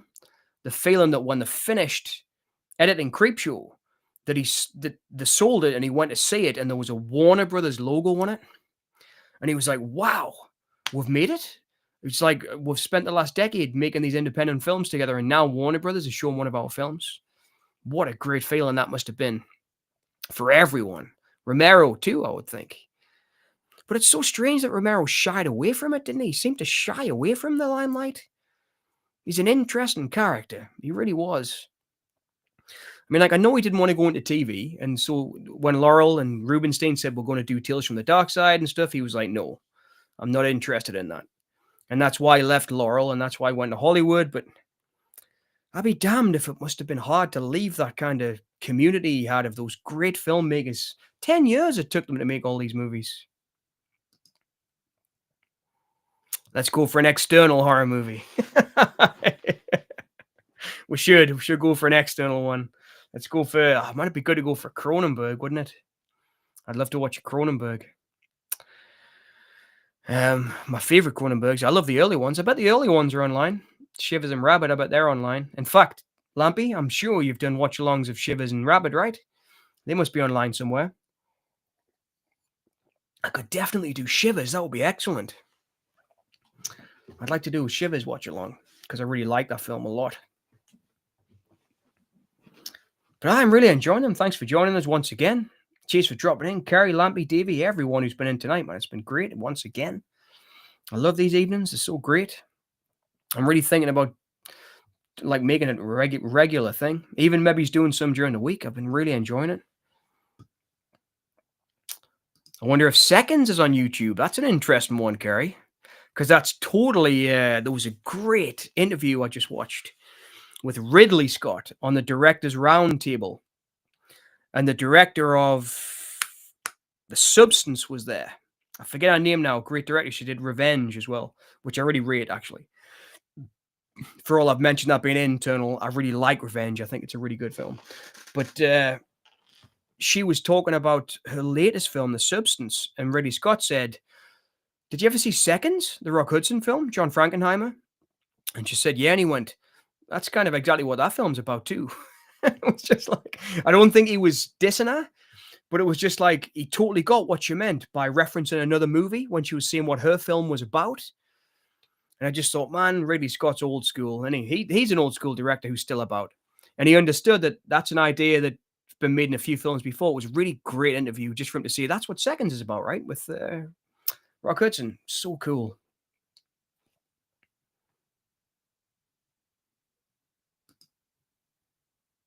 Videodrome. Cool, Lampy. I join you on that one. So Lampy, me and you will do a Videodrome. We'll have to find Videodrome if we can find it. We'll have to. I don't know if we can find video. I'll have a look around, see if we can find Videodrome online. That would be a great one, wouldn't it? I'd love to do it. He's like Romero, Cronenberg. It was I mean, just being a kid and watching those films, there was so many directors, so many you can choose from. I mean, Spielberg was about with E.T. and Close Encounters, and I mean, so many. You had James Cameron doing Aliens. You had all these great directors, but I always lean towards Romero or Cronenberg or Craven or Hooper. I always did. Or I lean towards those films. I don't think it's because they were horror, but it was just because I could see that there was something different about them. There's definitely something different about Videodrome and Shivers. That's not. There's something. There's something in Spielberg, for example, that I can see in Frank Capra all the way through his career, even through Color Purple, even through Amistad, through what's that great one he did with Eric Bana about the Olympics when they had to retaliate? Munich. There's something real polished in Hollywood about all those movies. Something like someone who's part of the mainstream, part of that machine. But I always felt like Romero wasn't, Craven wasn't, Hooper wasn't. There's just something about their movies that just always spoke to us somehow. I don't know. I'm getting a bit deep there, I suppose, but it just always did. I mean, the hit you in the background there, the poster over there, the Robert Harmon one, that was low budget as they come. Just a director really trying to make what he wanted to do, and it's so unmainstream. And it's just, but at the same time, it's so polished, incredible. I just always kind of leaned more towards those kind of filmmakers. Yes, Lammy, you've done both, right? You've done both those films, right? I might join you as well then. That'd be great. All three of us for a Videodrome. That would be fantastic. It so is. Love it. It's so creepy, it is. So I'm going to hold you to that then. We'll figure out a way. We'll figure out how we can do Videodrome. If we can't find it online, we'll have to figure out another way to do it. Like a watch party on, I know you can do them on Prime and stuff, can't you? I'm not sure if you still can. Solitude. Scott made better movies when it took him 5 or 7 years to finance his movies. These days he makes 2 movies a year and they're all. Yes, I know what you mean, Solitude. I still think his movies look fantastic and I still love him. Did you watch the BFI interview with him that got uploaded last week? Fantastic. Just him talking about working on Z cars and working at the BBC, doing his documentaries and stuff, and then being so jealous of Adrian Lyne because he did his first movie, Foxes. And then who was the other director? Alan Parker did his first movie. And he was so jealous that he went and funded the Duelists himself because he was jealous that those guys were making movies. He lost money on the Duelists, but he was already making so much money doing adverts that he said I was already on my second Rolls Royce by then. So he was like, I thought I'll just make my own damn movie. And of course that got him Blade Runner and the rest of his things. But yeah, fantastic. His earlier movies, man, The Duelists, Alien, Blade Runner. I love them right up until around the Exodus time. I loved everything. I really like Kingdom of Heaven. I think that's really underrated. I love the visually stunning side of Kingdom of Heaven. I love the way that he builds worlds, Ridley Scott, and how he did with Blade Runner or the Duelists early on. But Kingdom of Heaven, I love the way he built that world of Jerusalem. And I mean, I might be a bit biased because at the time I just read a book about the history of Jerusalem just before the film came out. And I was really interested in that kind of point in history. And he got a lot of it right. A lot of it was rubbish, but not rubbish film, but ideas that just weren't real. He added a lot of stuff into the film, but I do agree. He's done a lot more and they've never been as good. I was not as much of a fan as The Martian, should I say, as much as I'm a fan of Matchstick Men, which is fantastic. White Squall he did with Jeff Bridges about the kids on the boat, that kind of coming of age movie. Conquest, he used to make real worlds, But I think the worst thing he did, this is not to get down on him either because it looks beautiful, but it was the performances, was the Lady Gaga and the Gucci movie.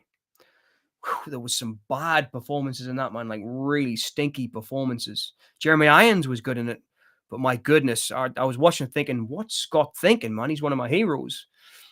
But it was a letdown, that film. Looked great, but it was a letdown. Jared Leto doing that whole like, "What do you want to talk about?" Accent was like so bad. It was like they were all doing very bad,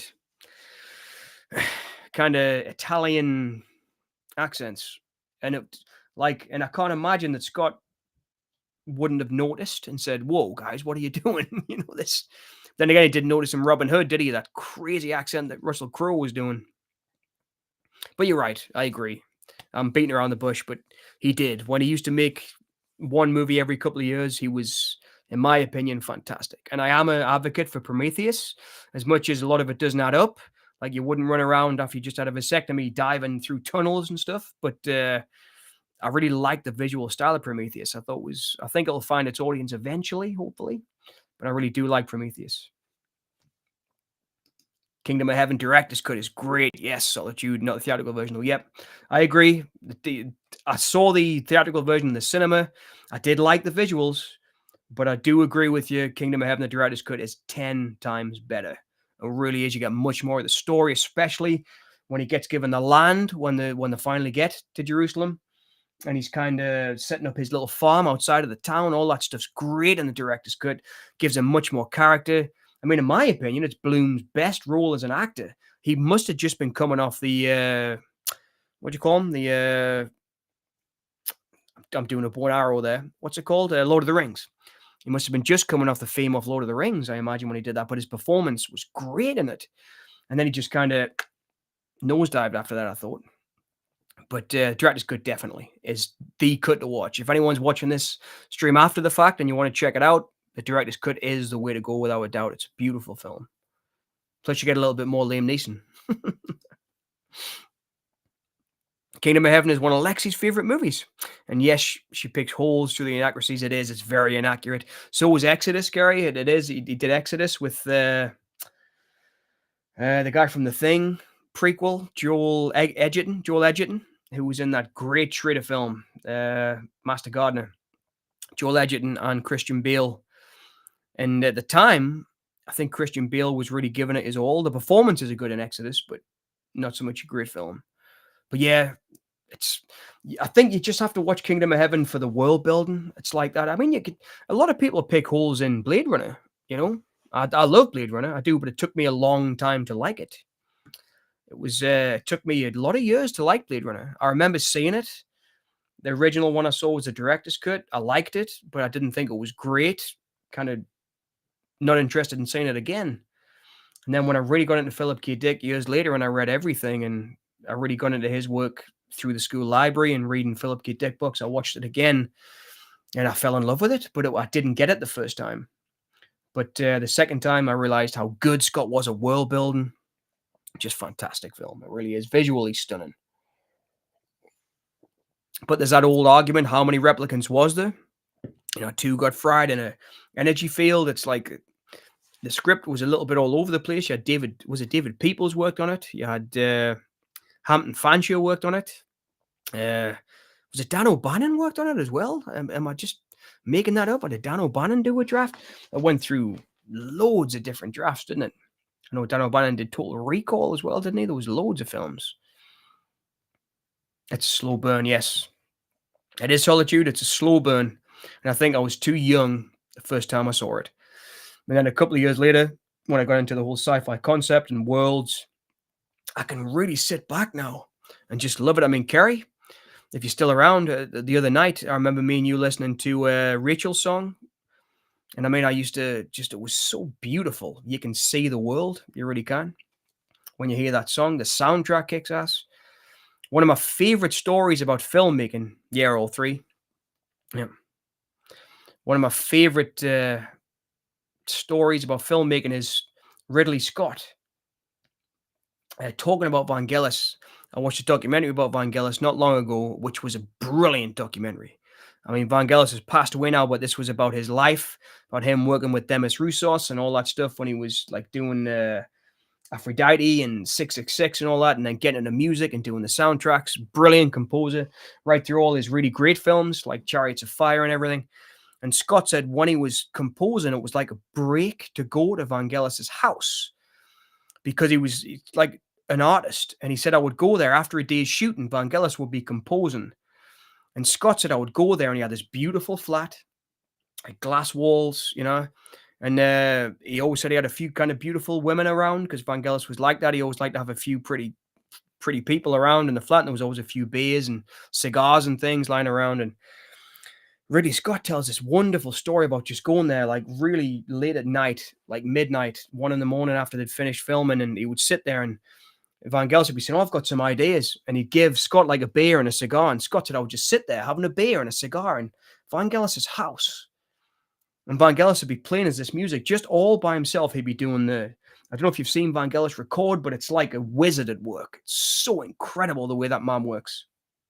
He does everything himself. He'll do the bass, he'll whack it in, he'll do the lines. Perfect, and everything's him, 100%.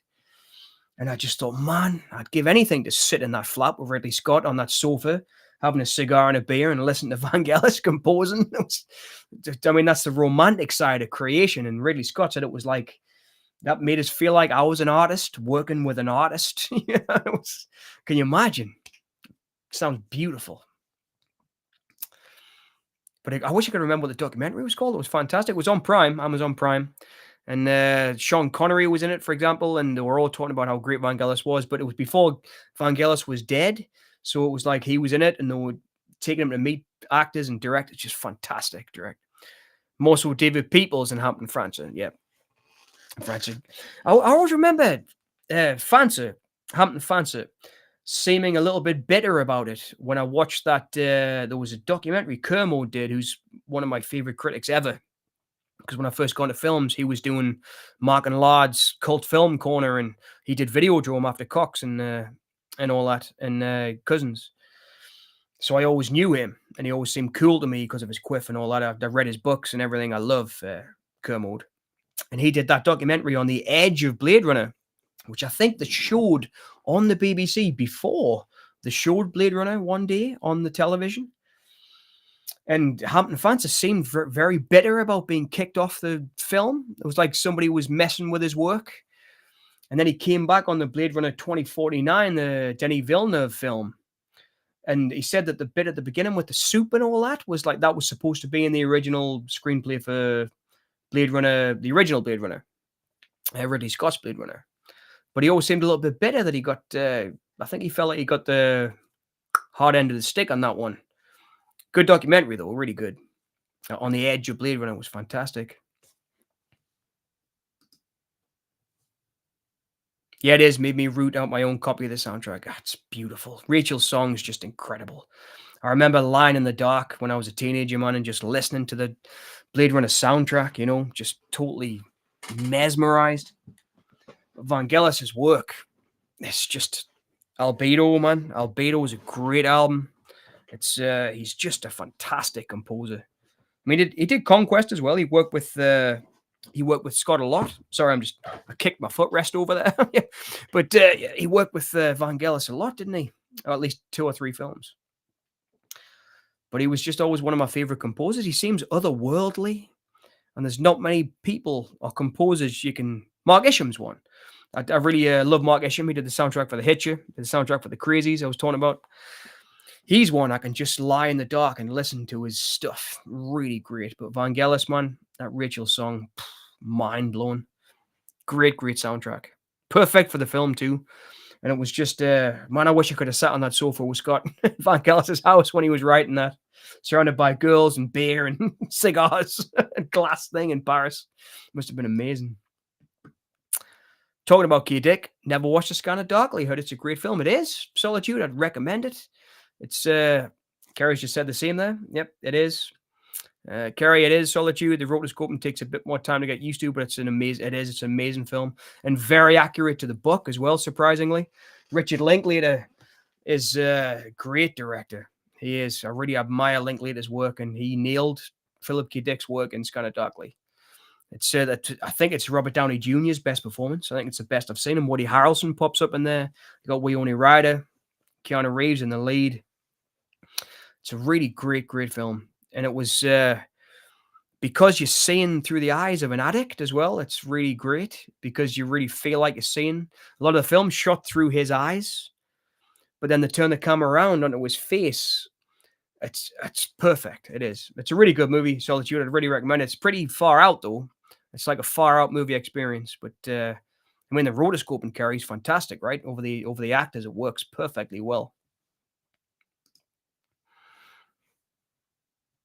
I love his score for Chariots of Fire too. Obviously the title track, but the rest of the scores, it is sublime. I mean, he had no idea from watching that documentary that he was writing this track that would be used for it was the Olympics, right? It ended up being used for the Olympics, didn't it? After that, and that's what kind of blasted him into the stratosphere. He's just an incredible composer. He really is, and that. But in particular, for me, it was Blade Runner. It really was. It's just one of those albums. I, I like the soundtrack better than the movie. I think I've listened to the soundtrack a lot more. I'm also like that with as much as I love Taxi Driver. I've listened to Bernard Herrmann's score for Taxi Driver so many times, just in the Walkman on the way to work or in the Walkman. And you know what I mean? On my, I was going to say MP3. I'm working through the years of on my Discman, on my, yeah, on my downloads now, on the way to work or whatever. But yeah, it's the soundtracks. I've always loved listening to soundtracks. In particular, I mean that Dawn of the Dead one talked about before, Sun High. If you haven't listened to it, it's on YouTube. Check it out. Sun High is a beautiful piece of music that just pops up out of nowhere in the Dawn of the Dead soundtrack. And you find those little bits of magic when you listen to the soundtracks that you sometimes miss during the movies, if you know what I mean. I did that, definitely did that with Sun High. So it was the 1984 Olympics, Kerry, right? Yeah, it's a fantastic soundtrack. Oh, Screamers. Solitude, I, I love Screamers. I know I say that about a lot, but Screamers, I like people are going to hate us for this, but I like Screamers better than RoboCop, man. I think Screamers is perfect. It's after Keith Dick's short story Second Variety, which is about World War III on another planet. And they just let them keep fighting because they think we haven't got enough money to bring them home. We'll just let them kill each other on this world. I love Screamers, man. Solitude, I love it. 101 did a Blu-ray release of it a couple of years ago, and it was the first time I'd heard the director talk about it. And it was so great to hear him. That was one of the video films I loved in the video store days. I rented that video until it. That was one of them that I actually bought from the store. I bought Screamers from the rental shop. Well, it wasn't a shop. It was a kind of a paper shop that used to rent videos. I think I talked about it before in the other streams, but I ended up buying it off him because I watched it that much. Old guy called Joe. But yeah, I bought it off him because I love Screamers. I think it's one of Peter Weller's best performances. I love the whole thing with the classical music, and he's got the coin, and he's listening to the music going. It's got that relationship with his best mate, and then it's so good, man. I love that movie so much. And that great actress from oh my goodness. See, I used to know all this. That actress from Dream Warriors. In my dreams, I'm bad. She plays the pilot that's like the last to get assimilated at the end when he has to fight her. Oh man, from Pittsburgh. Such a good movie, Screamers. I think it's one of my favorite sci-fi. Solitude. There's a couple, Outland, Screamers. There's a few I love, and I really, really did. You like it as much as I did? I mean, it was. I think it's interesting. There's bits and pieces that obviously could be better, like the kind of sergeant who comes along with Weller, who has his Walkman and stuff on. Not the best performance in the world, but he's supposed to be like a dumb Marine, so I get it. But I love the stop motion effects in it. I love the screamers. It's just it's just one of those movies I'll always love because I grew up watching it. Similar to Lawnmower Man, the watch along we did. It's one of those sci-fis I loved on VHS. Love it.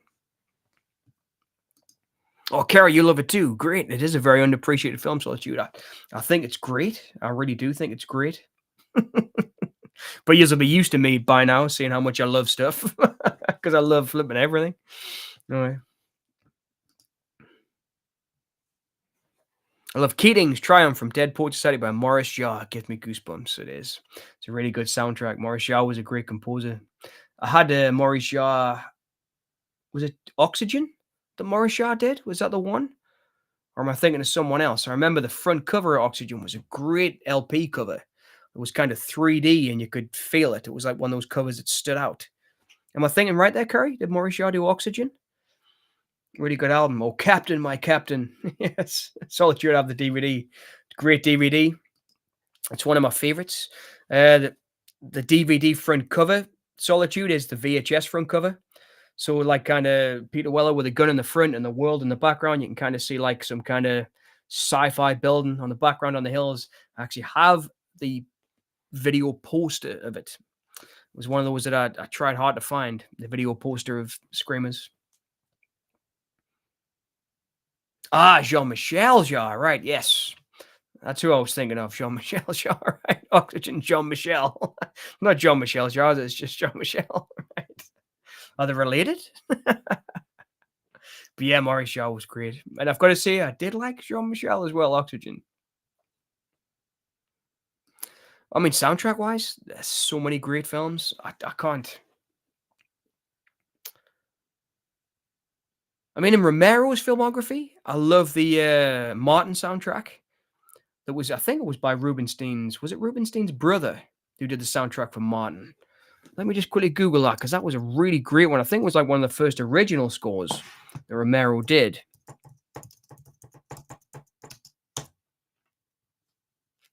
But it was such a great soundtrack. I think it might have been Rubinstein's brother.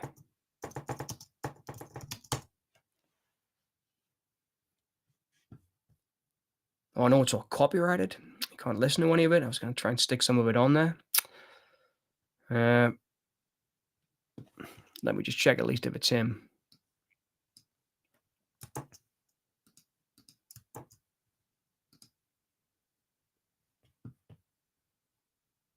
Yeah, it was Donald Rubinstein. Yeah, I'm pretty sure it was Richard P. Rubinstein, the producer's brother, and he did this great soundtrack for Martin, which went on to become No Clue, to be honest. Yeah, it was. I just checked that, Kerry. It was Donald Rubinstein, which was Rubinstein's brother, I believe. The producer, Richard P. Rubinstein. Bit of nepotism there. Solitude. Get his brother on to do the soundtrack of Martin.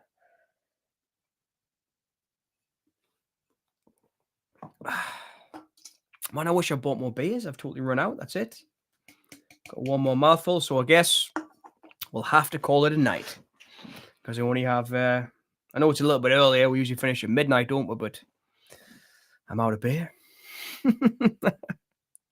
So thanks very much for joining us, everyone. It's been another fantastic night. And let us know if you think we should do these regularly, because I'm really starting to get into it now. I know this is only the third one on Boneyard, but I'm really enjoying them. And we've got a bit of a thing going here. It's fantastic. I've met loads of great new people. And so, I mean, I might even start and do a midweek one, maybe. That's how much I'm enjoying them. I really am. It's, I just love the randomness of them because we can talk about everything together. I'm really enjoying that kind of aspect of it. Trevor Jones from Last of the Mohicans. Yes. I didn't realize that was Trevor Jones. That's the same guy that did Labyrinth, right? Trevor Jones. I'm a big Labyrinth fan. Was it Frank Oz who directed Labyrinth? I forget. Frank Oz.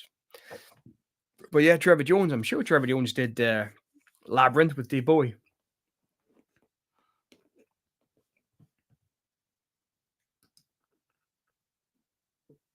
Love. What's that, Solitude? Is that your cost of living? You need to buy more beers? No, it's not. It's not. That does make it sound like an addict, doesn't it? I'm out of beer, so we'll have to end the stream. But no, it was. No, it's nice to sit and have a beer and talk about movies. It's what I really enjoy. It's great that we can do this. I never really thought it was possible. It was. I mean, I've waited so long to do streams. I really wish I'd done them before. But like I say, thanks to Glenn, Lampy Man, who was here before, because he introduced me to streaming, and then Kerry. You said, why don't you come and do a couple with me, John? See if you feel comfortable doing it. And I've just really gotten into it. I never think. It's like I was saying earlier. I think I doubt myself too much. And but then when we get into talking, I really enjoy the conversations. And then, 3 hours passes in no time at all. It's a really enjoyable thing to do. Yeah, do a midweek one here and weekend one in similar conversations. That might be good.